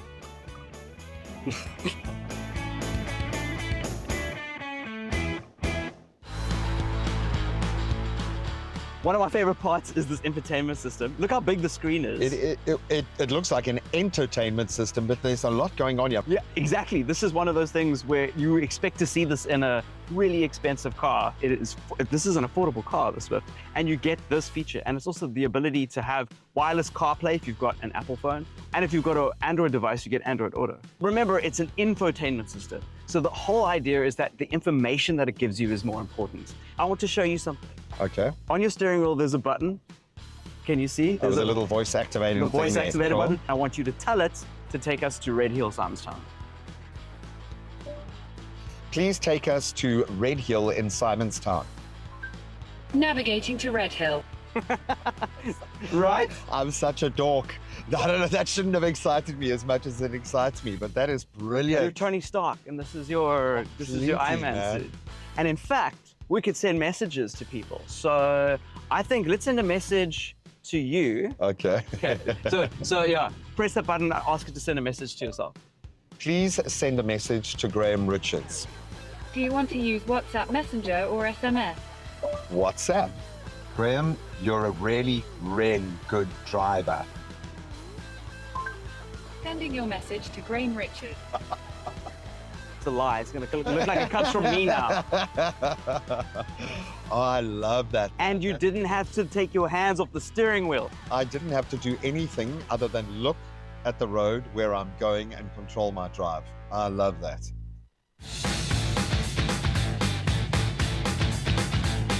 Oh, buddy, look at that view. This is honestly one of my favorite places in the world, never mind just Cape Town. I know, I love it. There's there's a bakery down here. I don't know how many places you've visited yet. Do you want to go check it out? I would love to. I would absolutely love to. I think it is about that time. Oh, taking this trip is a good idea. The famed Olympia Cafe. Beautiful. I love it. Oh, the journey continues. Let's go.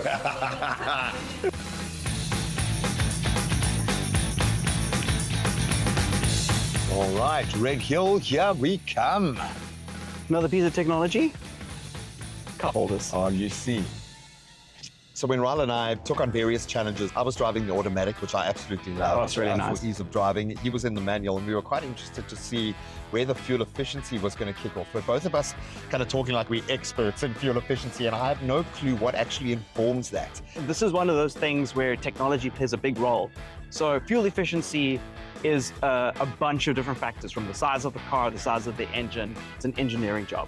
And the technology that they've put inside the new Swift is there to make it as fuel efficient as possible. It's been a priority. It's not just bells and whistles for the sake of, yeah. Exactly, and it benefits us who are the buyers, because that's what people are looking for. You know, you're looking for a car with luxury, with the features that you expect in a higher end car, but also to have the savings on fuel efficiency, which is not only better for your wallet, but better for the environment. That's brilliant, man. Well done, Swifty. Hey, I think Taylor Swift's fans are gonna have to shift gears, because this is a new Swifty in town. Yeah, when I say I'm a Swifty, I'm not referring to the artist. Hey, listen, I don't mind Taylor Swift, actually. I have a little bit of a Swifty, man. Hey, let's play some Taylor Swift. Exactly. Put it on there. Please, can you play Taylor Swift's greatest hits? Sure. Here's Taylor Swift on Spotify. And our Swift's not even jealous of the other Swift. Meet you, learn you, then I can show you.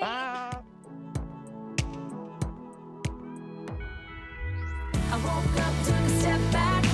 Time to figure out what's good for me. Cause when I look at my reflection, I got a little more perfect for me. It's not doing anything for our street cred. Oh, I wonder who this is. Phone calls coming in. I'm not going to answer your phone, dude. You better answer. How's it? Hey, Gordon, how's it going? Good, and yourself? Yeah, it's splendid, man. It was so good to check you at the bar last night. Hey, man, it was so lekker. Thanks for having me. No worries. Dude, the jokes you were telling about that dude from West Graham, they were next level. We're on speakerphone. I'll chat to you. I'll chat to you. Cheers. It's not. Buddy. They were good joke.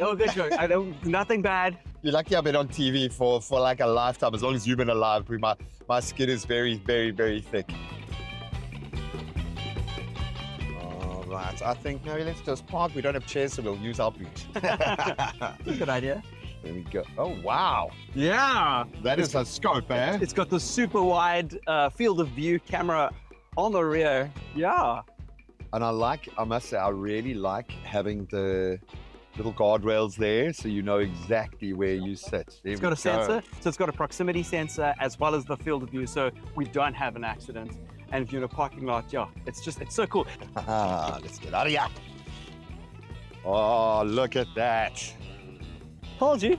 Perfect, dude. Very, very good choice. There we go. Oh, look at the royal throne. Oh, look at that, dude. Well done. I'm going to give you 10 out of 10 today, dude, because I thought I knew what we were rolling with here in terms of the tech support, how much they've jam-packed into this little beast, but I had no idea. Thank you for kind of giving it in Graham speak so that I can fully understand it. I love this car almost as much as I love this view, dude. Let's rock, paper, scissors for the drive back. Okay, let's go. Nah, come on! The drive, the passion, to steer his path to destiny. It's a Swift. Oh, that felt iconic. It really did. The bromance is so real. It's so cute. Zanella, I've got to ask, did you feel like a third wheel watching the chemistry between me and Grant there on our romantic journey? It's so funny that you said that when you guys were busy like driving and I saw like Cape Town, just like, you know, this beautiful view in the background. I was like, I'm caught in between. Like, I want to be there in the car with you because it's got such cool features. Like, you know, like the entertainment system, that was my favorite part. But then I was also like, but I don't think there'd be space for me. It was you guys and your bromance that were filling the car. You know what I mean? There was a little space for an extra Swifty in there, man. We could have squeezed you in. Yes. I think we could have. I love that. Swifty's driving the Swifty. Very cool. I loved all the features that you could even write a text without using your hands. So incredibly cool and safe, which we love. Yeah. Listen, Zanella, you're looking gorgeous, girl. What's still to come on the show?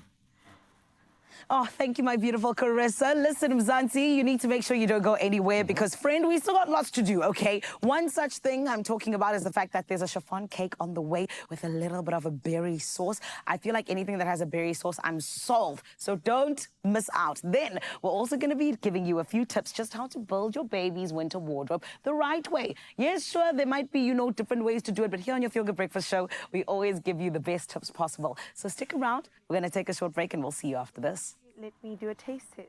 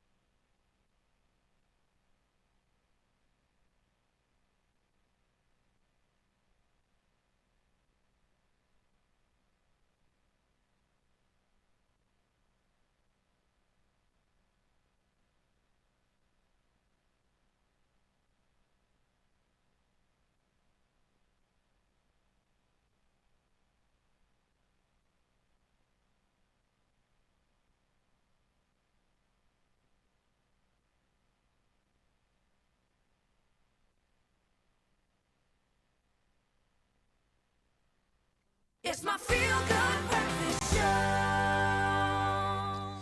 Welcome back. I often joke about this place being the talent factory, but you don't understand what it's like coming to work with these amazing people every single day. Jay and Karishma certainly included in that, but there is one among us. Took it before you yeah, you see. There is one among us who very sneakily won some major award and didn't even tell us about it. Zanella Potelwa. Explain yourself, you stylistic, gorgeous young lady. Congratulations. Fill us in, girl, the Style Awards. I was going to say, I will gladly explain, actually, because people hear SA Style Awards and they think, oh, yes, it's because she wore that dress the one time or this or that. And no, it's actually not that. It is actually all about the style in which you have kind of put your career together and just the different things that you've been doing in your career. And that's what happened, guys. Yeah, I won an award in the category for the next big thing at the SA Style Awards for 2025. Oh, congratulations. I think you've got it wrong, girl. Everyone must know. We must know before you've even got it, okay? I know you're not about the validation. I think you feed off the kind of guests' energy and our energy in the most beautiful way. So I know you don't do it for the kudos and the plaudits, but it's got to feel amazing. How does it feel being recognized in this way? Oh, my goodness. It feels surreal. Because for me, I think, Graham, you do know me because it really has always just been about doing the work and more than anything for me personally, just really being in the purpose that God has put me in and just enjoying it while I get to be a part of just like a beautiful show like this and getting to work with beautiful people like you.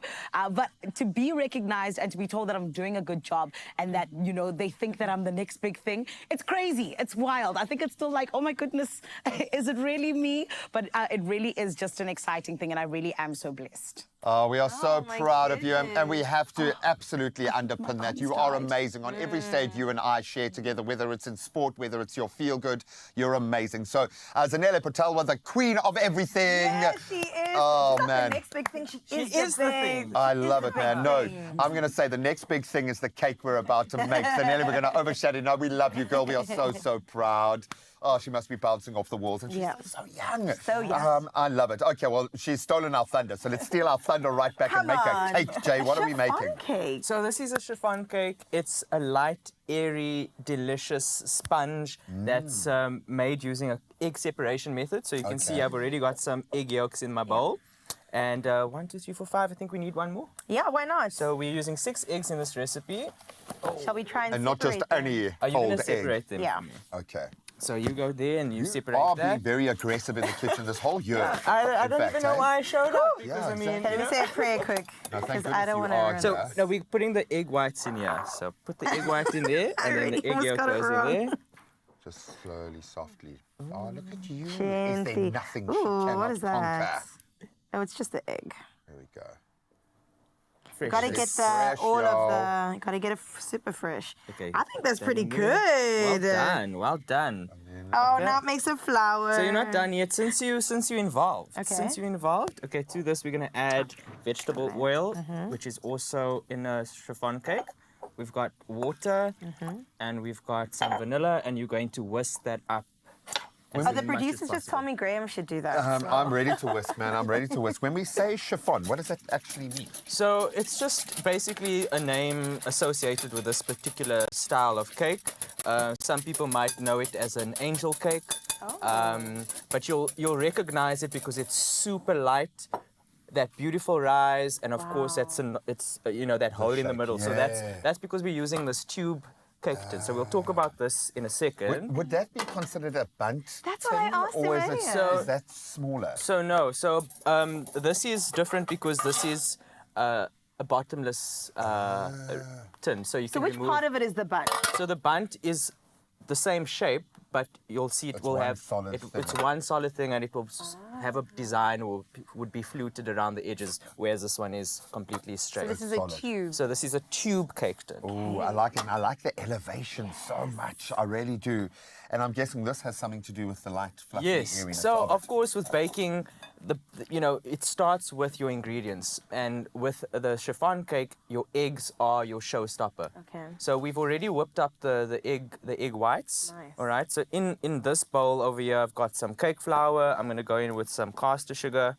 And then the other thing that gives it that beautiful rise is the raising agent. So we're going in with a tablespoon of baking powder. Okay. Okay. And then a pinch of salt. Salt in baking is just life-changing. Like, you have no idea how just a pinch of salt in your cake will change the flavor completely. It's the activator. I like the way we are umming and ahhing and nodding our heads like we're going to write a test on this afterwards, like we're in culinary school or something. But it feels does like it. feel like it, man. I absolutely love that. So into the dry ingredients, Graham. Could have are gone a bit eggs, further here. My- Oh, wow. I didn't want to be that guy, man, who Be that guy. he went too far. So we're going to I love add our egg yolk mixture into the flour, and we're going to give this a And fold good... the eggs in. So this part, you can sort of be a little bit more aggressive in your approach. Should have let Karishma Yeah, do it. let But me do that. we are going to fold this in until it's nice and incorporated, and you want everything to be evenly distributed and nice and smooth before you continue. Nice. The egg whites. Even is good. And of course, as Jay has quite rightly pointed out, the star of the show here, our new laid eggs. Absolutely love them. For the best baked, start with the best eggs. And new laid's free range eggs ensure structure, rise, and most importantly, flavor. And they're sourced from locally farmed hens and gathered from traceable sources, which is massively important. We know that new laid eggs ensure quality and freshness in every dish. So whether whipping the whites or under whipping the yolks like me, or enriching batters, new laid eggs are the go-to ingredient for baking success. And that's the bottom line. Is this one of those where you put it over your head and you test it? Yes, it is. Jay. Yes, it is. Go for it. Jay, wait, for reals. Okay, should I not do it? So what we did is we whipped it earlier, transferred it into the bowl, and that's why it will probably not follow that principle. principle. but we can start folding this into our egg mixture, the egg yolk That is mixture. a very stiff peak, eh? So we're going to start with about a quarter of it first, just to loosen the batter. You can see the batter is quite thick, and you don't want to add it all at once because you run the risk of deflating. All right, all of so the okay, we beautiful don't want to rush this part of the process. So for the sake of that, then maybe just talk us through the final steps. So what you're going to do is you're going to fold in your egg whites until you have a really beautifully smooth batter. And you'll see it does take some time, Graham, so don't feel pressured to rush the step. So don't take do your it too time. fast, okay. Now let's talk about the tube cake tin quickly. So the reason you use this is because of the height, ungreased. Okay. So that goes against everything we know about cakes. We always tell you to grease your cakes, ungreased, and that's because as it bakes, it sort of climbs up the side. It's sticks to the side. alive. Look at And that. then another thing which is quite cool is these little feet on the pan. So as soon as you take it out of the oven, you invert it. Flip it over. And that allows it to cool upside down. The reason for that is because you've built up this beautiful structure with the egg whites. If it cools this way down, it won't be able to hold or support itself, so you run the risk of it collapsing. So inverting it allows it to sort of cool downwards, it falls down and even gives you a bigger rise. better structure. And you cool it all the way until it's completely cool, and then because we've ungreased remove it, you remove take it the- I'm going to start dreaming about this cake soon. We need to stop, man. It's taken over my mind. It's light, it's airy, and it's perfectly delicate. This chiffon cake is a true masterpiece. And yes, kind of breaks a couple of the baking rules, but we stick to that one solid idea. You've got to use the best, and new laid eggs are exactly that. Oh, this is a bake worth sharing. I love it. Can I try? Not aggressive. You said be aggressive. Be aggressive. Slowly. It's an excellent morning indeed. And friend, we still got so much to do. I always tell you this because we have some of the best guests that pull through and just join us. One such person that is joining us this morning is someone who is representing Samro, where they are giving away 30 bursaries to a music business masterclass. It is incredible. But then we also get to celebrate the fact that Karishma Baste has been named a new ambassador for Paws SA. It's celebration all around, and it's good things as well. So make sure you stay tuned to your Feel Good Breakfast show. We're going to take a short break and we'll see you after this.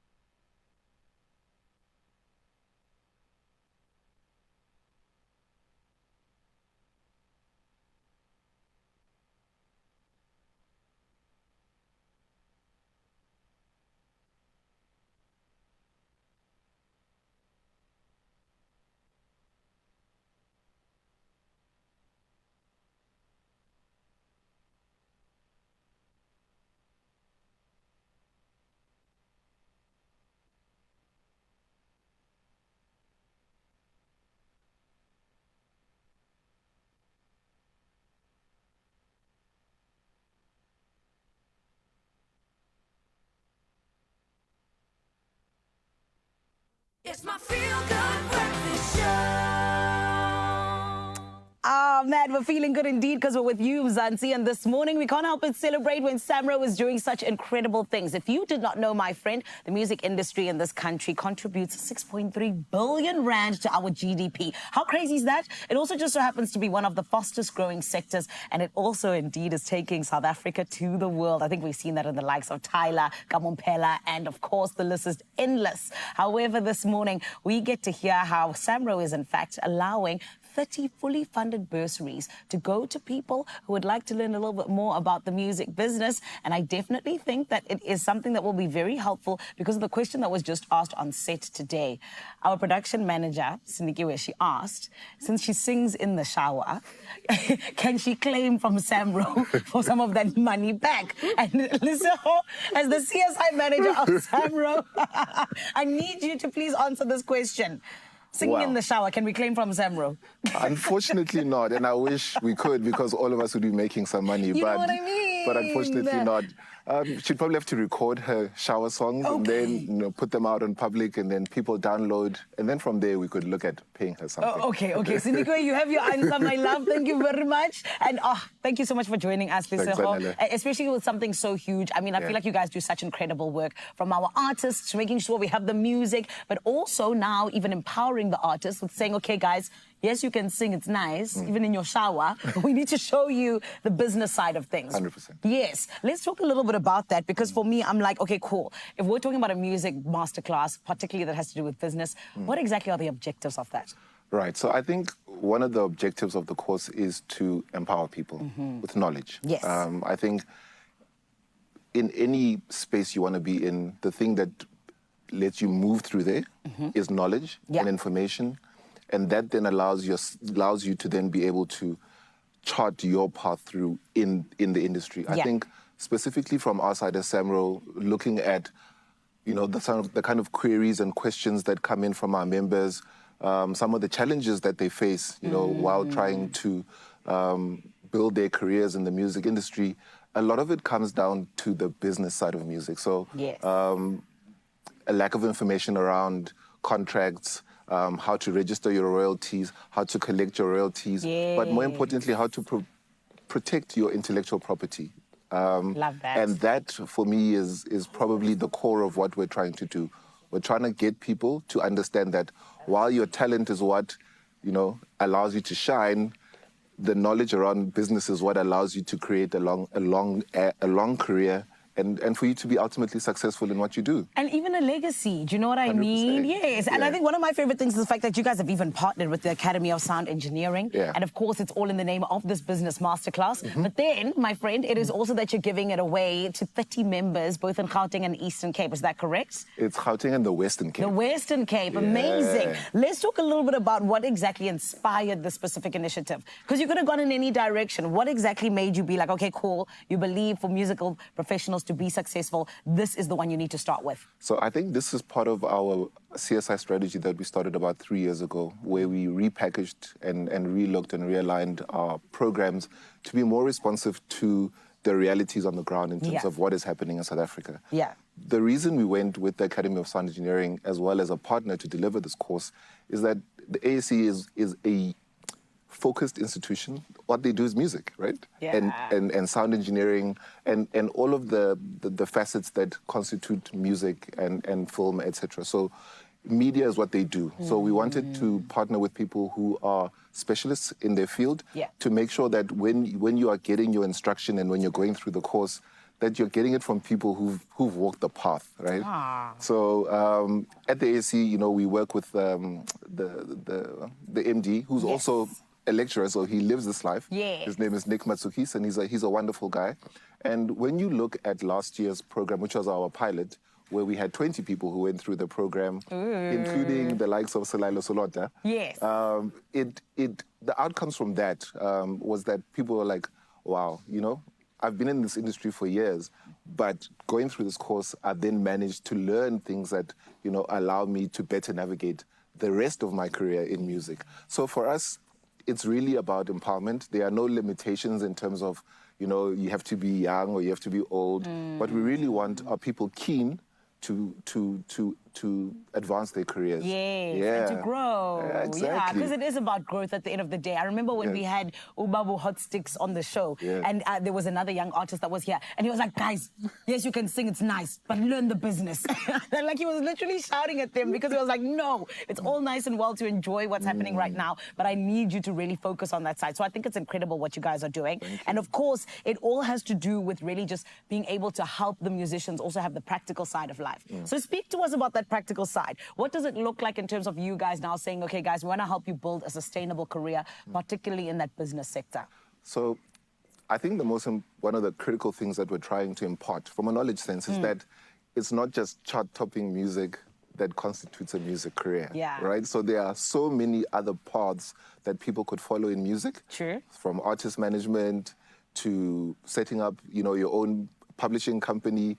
Making music for movies. Making music for movies, so music libraries like for Netflix and other streaming providers. So, and also games. So people don't realize that even in gaming, there's specific music and content that's created specifically for that genre of music. Yes. So what we want to do is to broaden the scope. You never know that you may have come in thinking, oh, I want to be like a chart-topping artist, and then realize that your actual talent lies in creating music, in writing music, in writing for other people. There are people whose whole careers is for writing for other people. So that's what we're trying to do is like, look, you're an artist, you know that you want to go this path.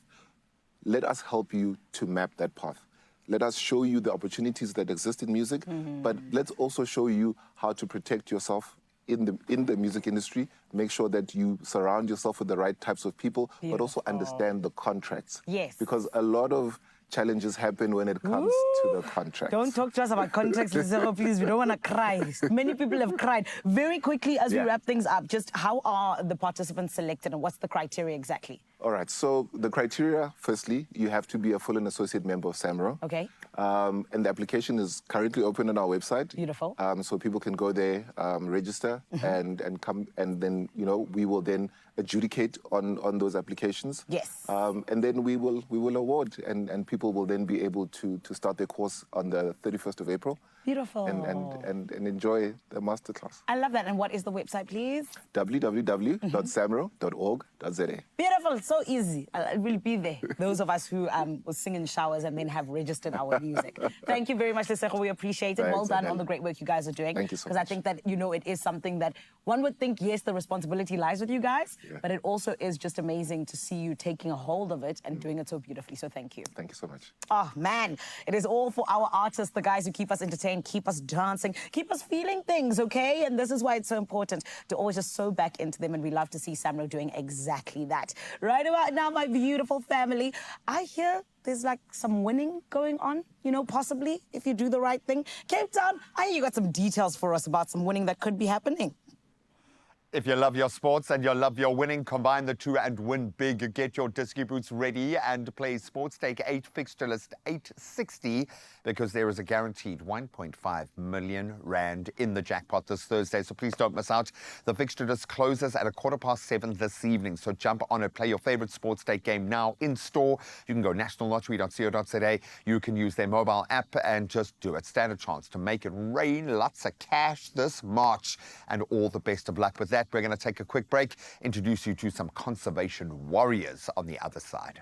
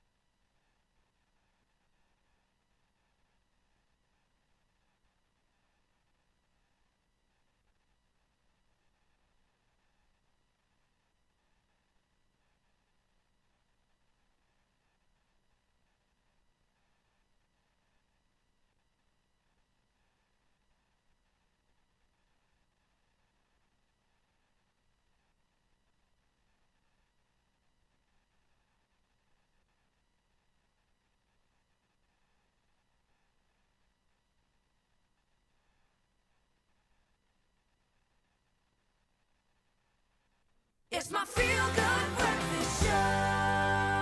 Now, my own excitement is understandable because we're about to talk about a very exciting new partnership in the world of animal welfare. I think welfare for all of us, in fact. A global animal welfare organization, Paws South Africa, has just welcomed actress, activist, a holistic healer and wonderful human being, Karishma Baste, as its newest ambassador on a global level. And joining us today, we have Karishma herself alongside another one of my favorite human beings, Fiona Miles, the director of Paws South Africa, to tell us more about this incredible collaboration. Ladies, welcome, welcome, welcome.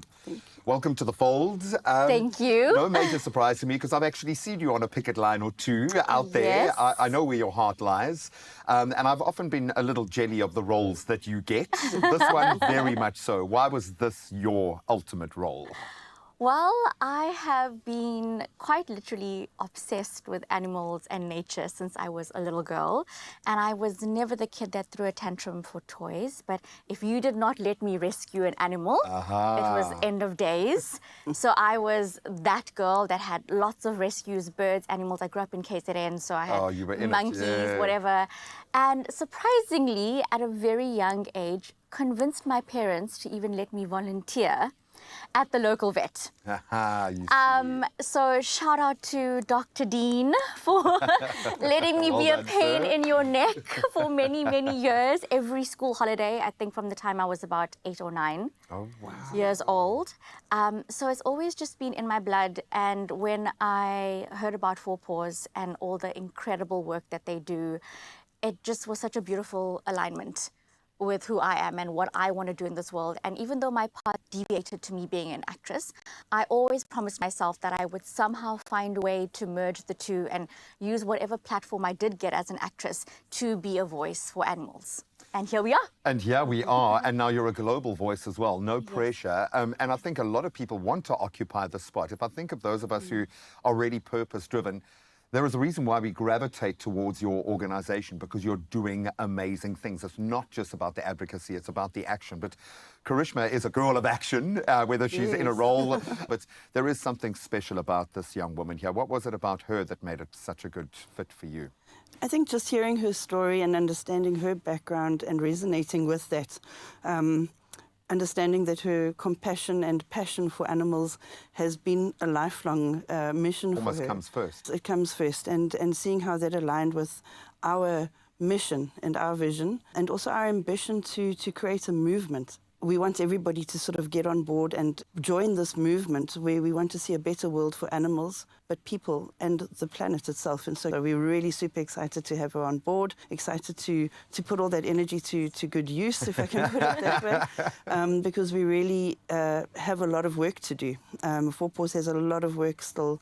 We're nearly 20 years old, and then there are still so many things that are left to do to bring awareness. I think in the realm of, different stakeholders, there's quite a lack of awareness of just what animal welfare is and how that actually fits into daily life, whether it's the sphere of government or society as a whole.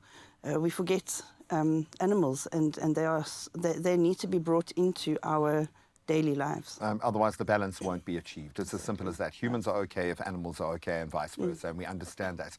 Last year, you guys taught me something about advocacy, because I often felt like, enough talk, let's do, let's act, The action only happens if that framework of advocacy, of information exists around it.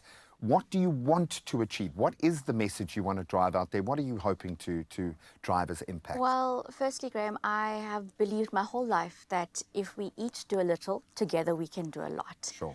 And I think humanity has become so despondent in that aspect, where we're all so isolated and we're all just out to, for ourselves. We kind of believe that we're an island. And it really comes down to the little things. It's the choices that you make daily. It's the consciousness which you walk through your life with. For sure. And so I think that is my aim with this, is to firstly educate and then inspire people and let them know that it's up to us.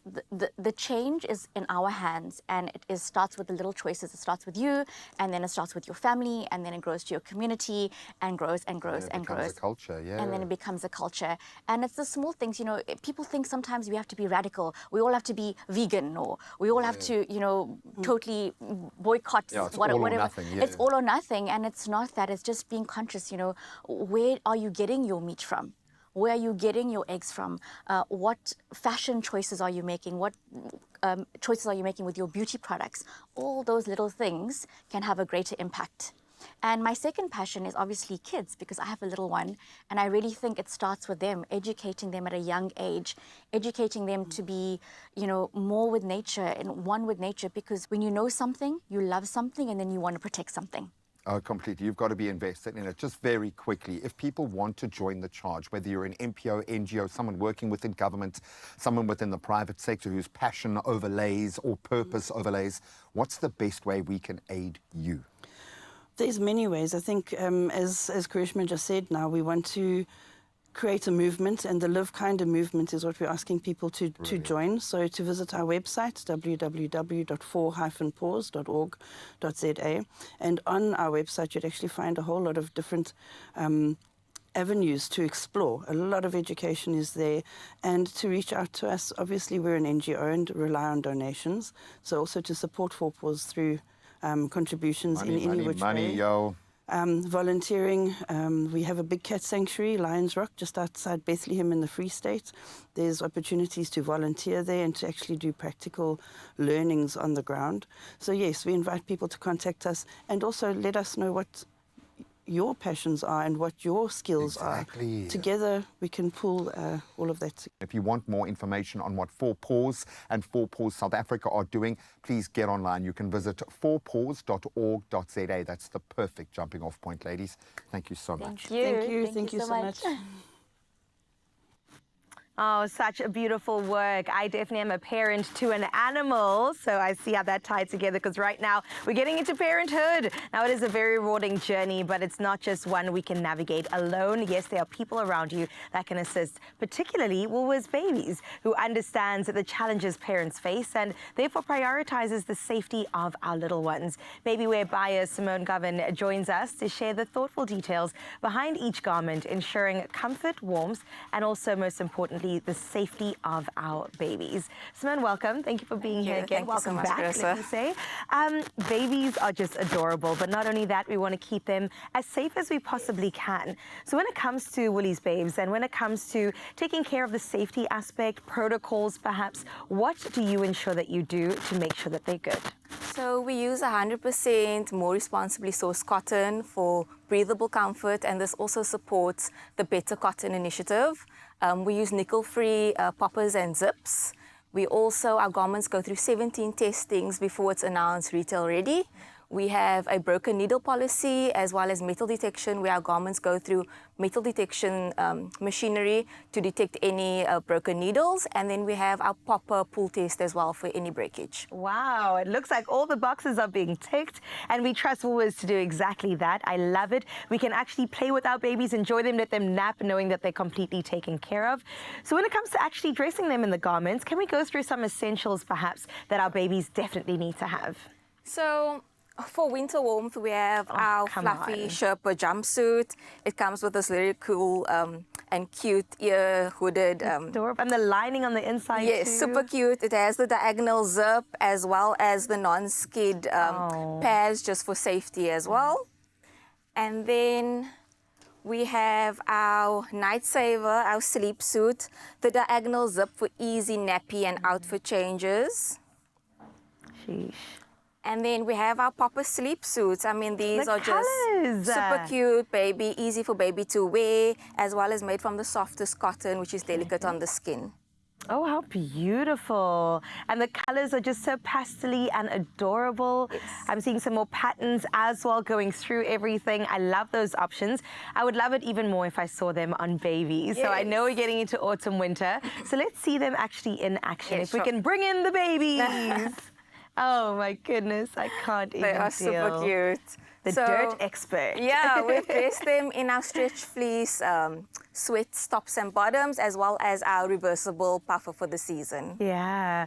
Look at the dinosaurs. I know little boys absolutely They love love dinosaurs. it. They Yes, love yes, it. yes. They And look how cute that is with the shoes. He's even holding the jacket like, yes, check me out. Yes, we're talking cute. about you. Oh my goodness, he's adorable. All right, first baby in, second baby, please. And we have the girl option. The girl version, our little AOP bunny stretch my fleece sweats, and then our girl sleeveless puffer is reversible as well. I love that. Yeah. The details on this are also really special. I mean, the flower stitching, hi gorgeous. The quilting, With the yes. quilting and the softer Sherpa inside. for the warmth. Don't you look so good? And then look how cute her sneakers are as well to match. It's the details for me. You're a fashion girly, aren't you? Oh my gosh, she is gorgeous. I love that.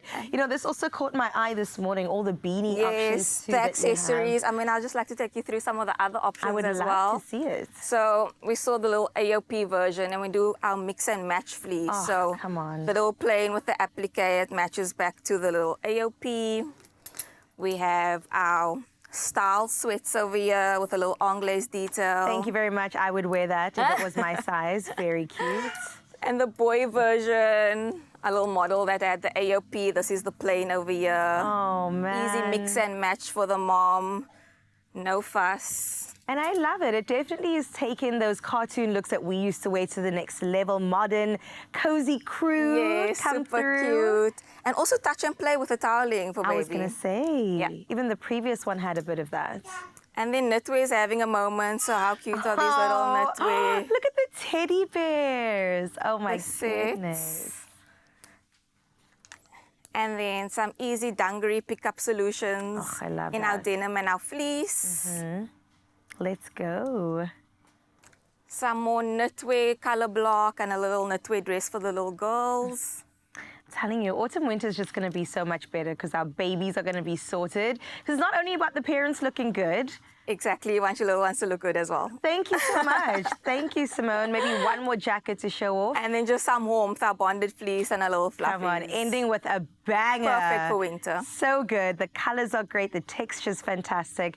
Thank you so much, Simone. I Thank you. appreciate you coming through. Now you know, all right? From playtime to nap time, keep your babies warm and cuddly in Woolworth's softest, coziest winter clothing. Now you can find these winter greats at Woolies Babes. Shop it now, in-store, online, and of course, conveniently on the app.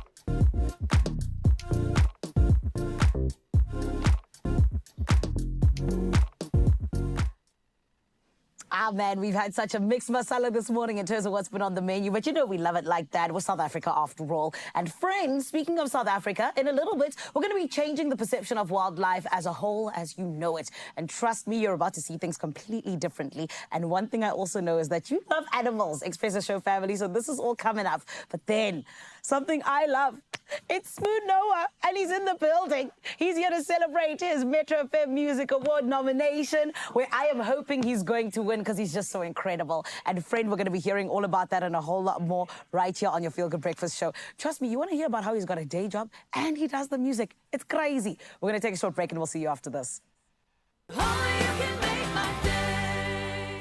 Win a Toyota Corolla Cross 1.8 XS Hybrid with Plascon's 2025 Hybridity Color Forecast Competition. Spend 500 Rand or more on any Plascon products. WhatsApp your receipt, name and ID to this number. T's and C's apply.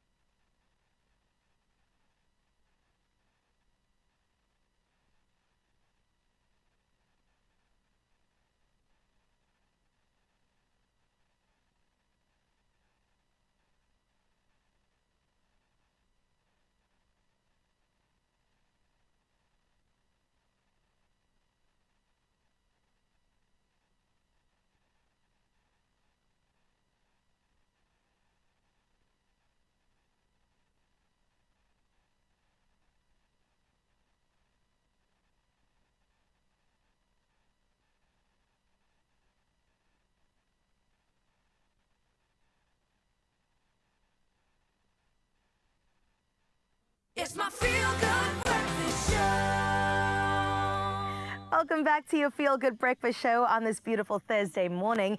Now we've got to get into something good, Expresso fam. Bear with me here. From running alongside cheetahs to forming deep bonds with lions, Shandola Renti has built a life that most of us can only dream of.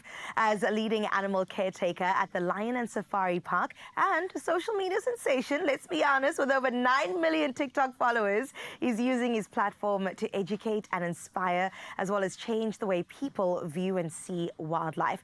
Now, his work goes beyond breathtaking encounters. He's on a mission to highlight a critical conservation and how the issues of that and the challenges are just misconceived by so many people, and about some of Africa's most misunderstood species. So let's give him a feel-good welcome. Pew, pew, pew. Shando, welcome. Thank you for being here. Thank you so much for having me. I'm super excited to be with you today. Oh my goodness. I said I was hoping there's a lion next to you when you were going to pull up on the couch. You said it doesn't fit. It didn't fit in my suitcase, unfortunately. Suitcase, man. But otherwise, they would have been joining me right here. We would have made special arrangements for you if I had known. But let's get into this very fascinating walk of life and line of work that you are in. I'm so curious to hear where it really started for you to get you to a point of almost dedicating your life to the conservation, but also just inspiration of animals. So I think, you know, growing up, at no point in my life have I not been surrounded by wildlife. Yeah. My dad, I'm very fortunate that my dad is an animal behaviorist and his mother was before him. So I'm actually the third generation to kind of continue this line of work. Wow. And, you know, for me, it goes a little bit deeper. At the age of 12, I unfortunately lost my mom, and that's kind of where the spark started. I found my escape, you know, spending time with the animals, and there was a cheetah, specifically Shatana, and she literally became like a family member. She helped me cope through that period. And, you know, it was kind of instilled in me that I wanted to make as much of a difference in their lives as they did in mine. Oh my goodness, we don't deserve animals, man. I mean, look at that. Absolutely incredible things that we get to see on TikTok. Thank you for bringing us a bit closer. We see the cuddling, we see the gorgeous moments. What does a typical day in the life of your life look like? So I think that's the great thing doing what I do, is that no 2 days are the same. I love like that. you can have the boring chill days where it's paperwork and preparing food, and then you can have days where you're literally running in a field with a cheetah or a lion. Oh my so goodness. I think the days are so diverse, and that's why I love it. Is there's always constantly something new. Animals, you know, they always bring new challenges. Yeah. And I think that's why I love it so much. Absolutely, man. I love that. Well, when it comes to misconceptions about animals and wildlife, I know that you put a lot of your work into the conservation of wildlife and animals too. What are some of the biggest misconceptions we may have that you're fighting against? So 100%. So I've been very fortunate to work on a lot of really important research projects with different species. But one of the things, and TikTok has done the most for this, is highlighting animals like African wild dogs and hyenas.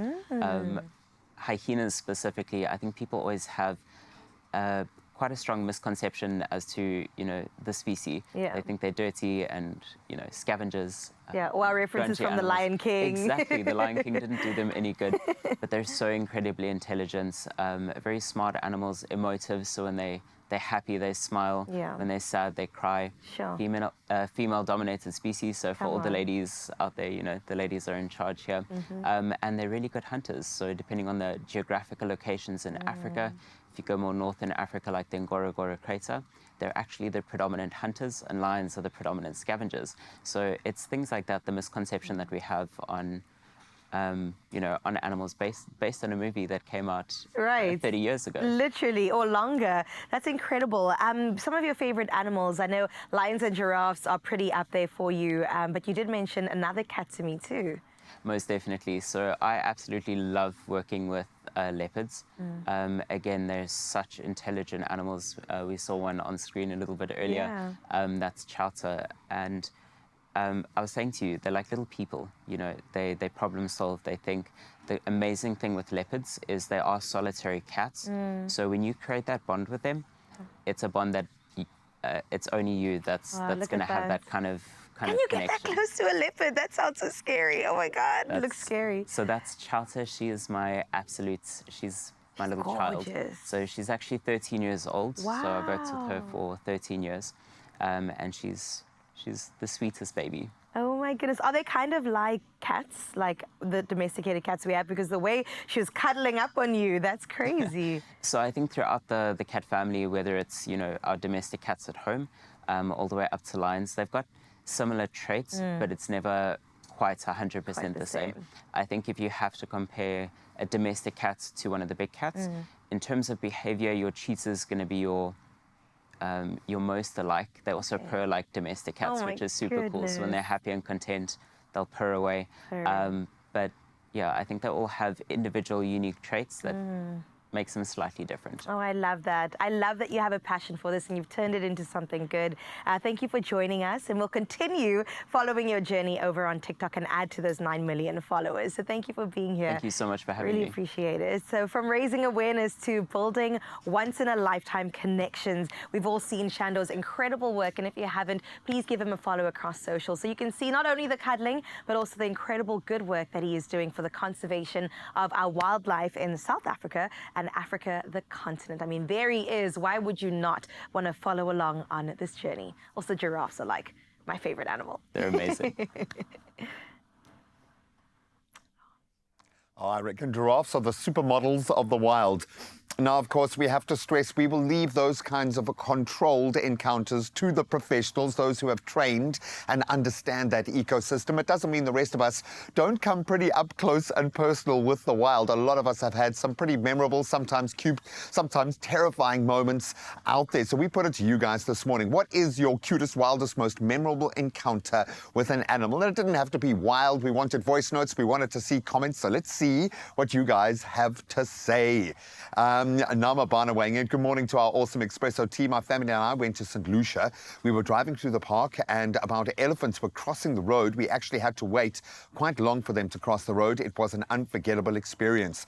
I've had that. I've been charged by a bull elephant and it is terrifying. You suddenly understand where we fit in to the grand ecosystem. I love that. Megan saying we had a rhino charge our open Jeep when we were on a game drive. She had a baby with her, which is why we think she felt threatened. Definitely, I think animals will always react when felt threatened when water, food, or their young are concerned. I'm on your page, Megan. That must have been terrifying. Mark weighing in as well. Morning, Mark. Good to hear from you. Most memorable encounter with wild animals was at Aquila Game Reserve in Ceres with my son and wife from Brazil to explore this adventure. I think we are spoiled with so many amazing places right on our doorstep to go and see incredible wild animals. Let's see if we can squeeze in one more. Yeah, thanks for that one, Mark. And then Josephine. Oh, we love you, Josephine. Mwah. Good morning, hun. She says, good morning. My cutest, my fur kid is doing photo shoots. I love it. Now, but you needed to send us pictures, Josephine. Please post or what? Oh, there it is. Oh, beautiful. Okay, we've got the supermodel of the domestic pet scene as well. Absolutely gorgeous. Josephine, I understand why you are so happy. In fact, I think animals, we don't deserve them, but they deserve from us a whole lot more. And we'll continue thinking about that after the break. We'll see you now. Mwah. Good boy.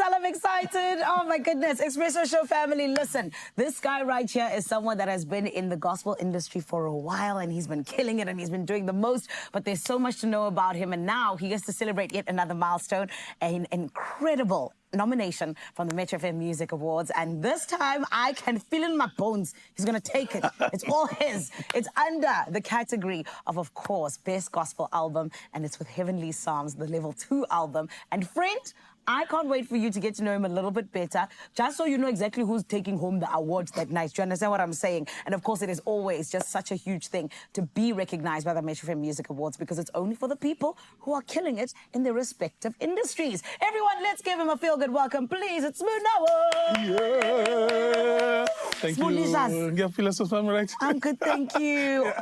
I've been called many names, but never Spoolishas. Spoolishas. That's my name for you. And especially when you're going to win. And that's how I feel. I think you're so incredibly talented. Yeah, cool. And congratulations on the nomination. Thank you so much. How are you feeling? Excited. Yes. Nervous. Mainly because it's a very small industry, so pretty much everyone that is nominated is a friend of mine. And of course, what we do is something for the people. And so, we're all excited, and mainly because it's my first nomination for the Metros. So I'm super excited. That is so amazing. Thank you. And that's also so funny that you say, like, they're your friends, because you guys are in gospel. So as men and women of God, can you still go, I won? Or is that ungodly? It's very ungodly, but we still do it. I love that. I love that for all of us. Because we're friends, man. So, we go crazy. But it's funny, I was doing an interview the other day, and they said, so if you don't win, I'm like, no, I'll be excited, because there's my sisters there, there's also my brothers there. So, we are just a family of God. But if you in any doubt, please vote for me. I love that. I love that. He said, there's the others, but me. If you have any doubt. Let's get to you indeed, Smoo, because I feel like you have such a crazy story, in the sense that, I feel like gospel is a very lucrative, part of the music industry, but yet you still have a day job. You're still like, I'm going to be in the health sector, and I'm going to actually work at a laboratory. Yes, ma'am. Speak to us about that. Why that decision?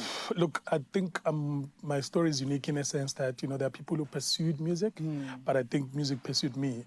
Because I was in the university when I joined the campus ministry. That's where my talent was kind of like cultivated. But even then, I was still like, what, let me focus on my music, mainly because of my background.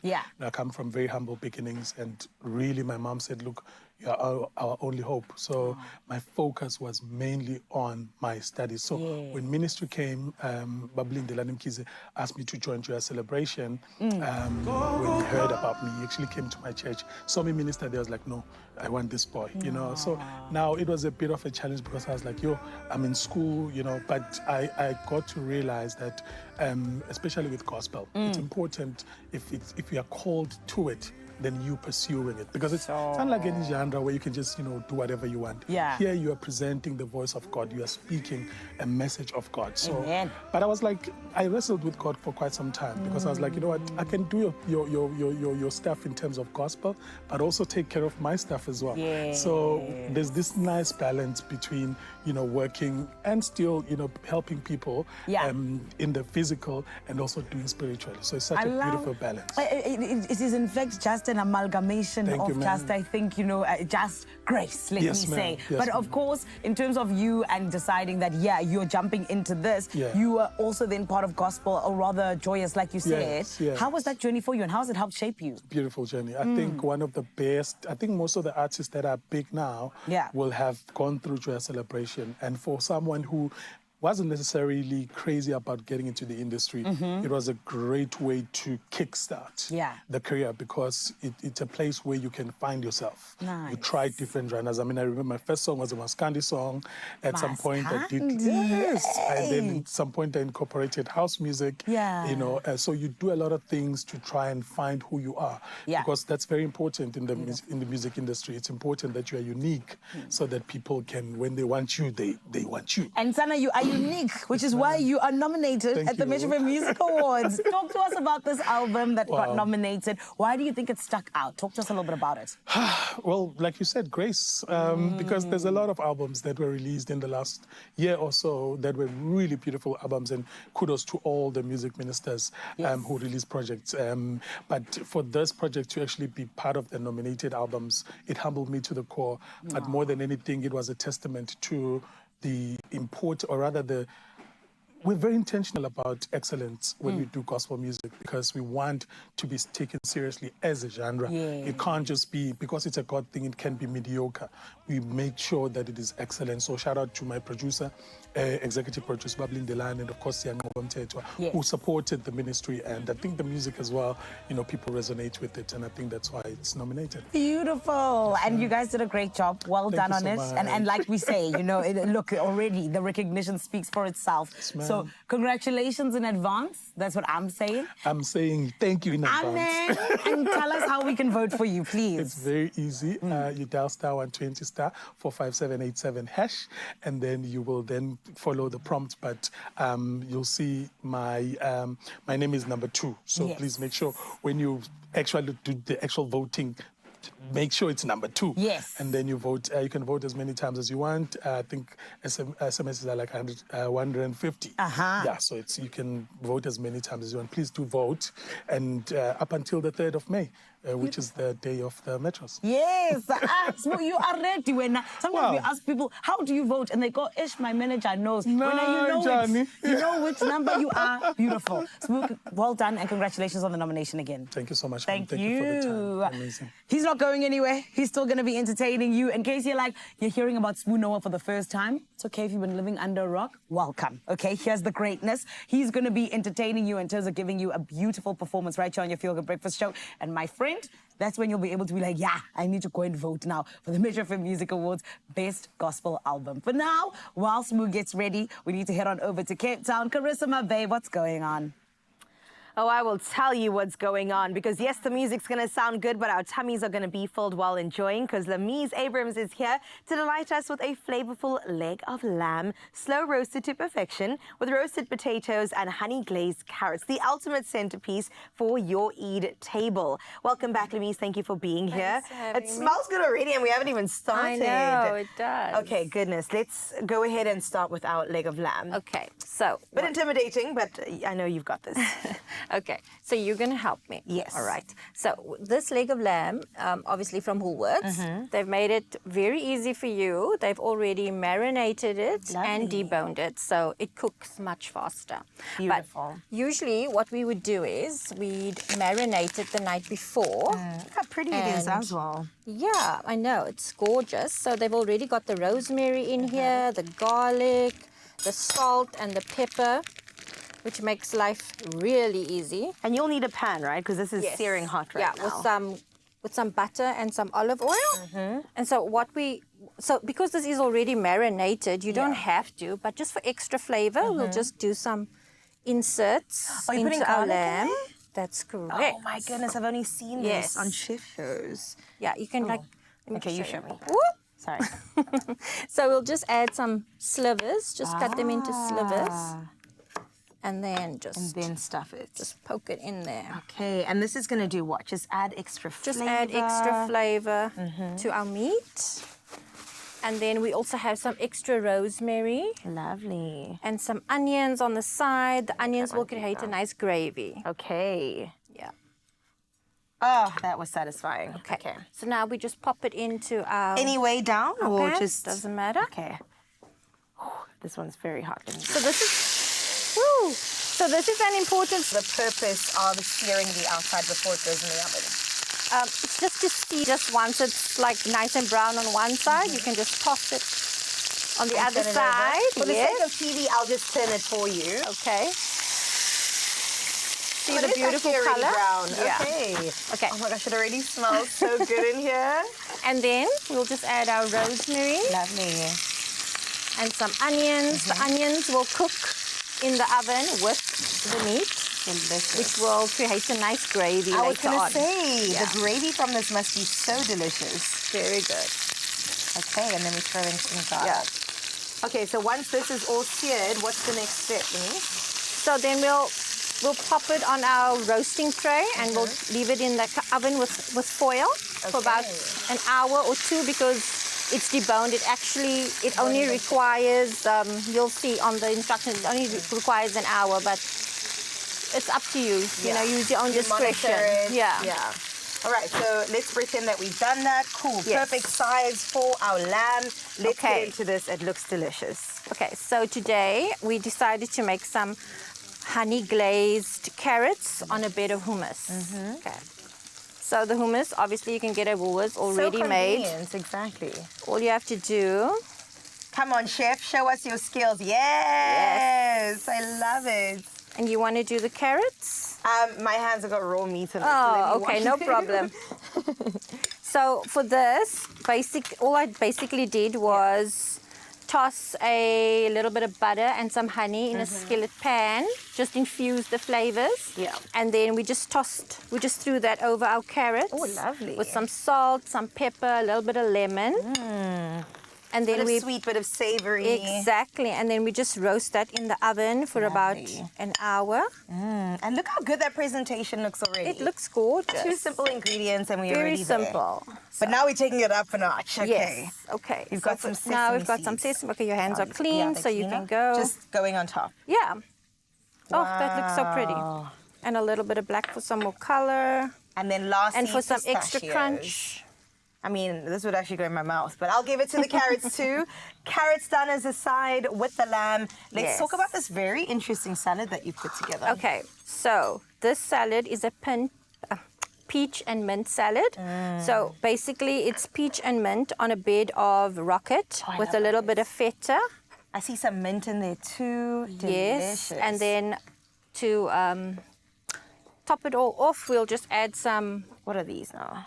Slivered almonds. Ooh. And then we made a very simple dressing. It's just honey, olive oil, vinegar, and just a dash of chili for some bite. Oh, I like that. Stir it together. Yes, and we Simple, infused healthy, the mint delicious. into our dressing as well. Stunning. So we just drizzle that over there. Oh, Lamise, So the mint is sorted. So the mint and the peach go so well together because the peach is nice and sweet, and the mint gives that freshness, which all complement to our leg of lamb. Oh my gosh, your eat is done. Your family's going to be incredibly happy. All you have to do is find these recipes on expressoshow.com. There you go, done. Monday or Tuesday, whenever Eid will be, and you are going to be feasting like a goud. I absolutely love this, Lamise. Thank you once again. Pleasure. Okay, let's get back to the lamb.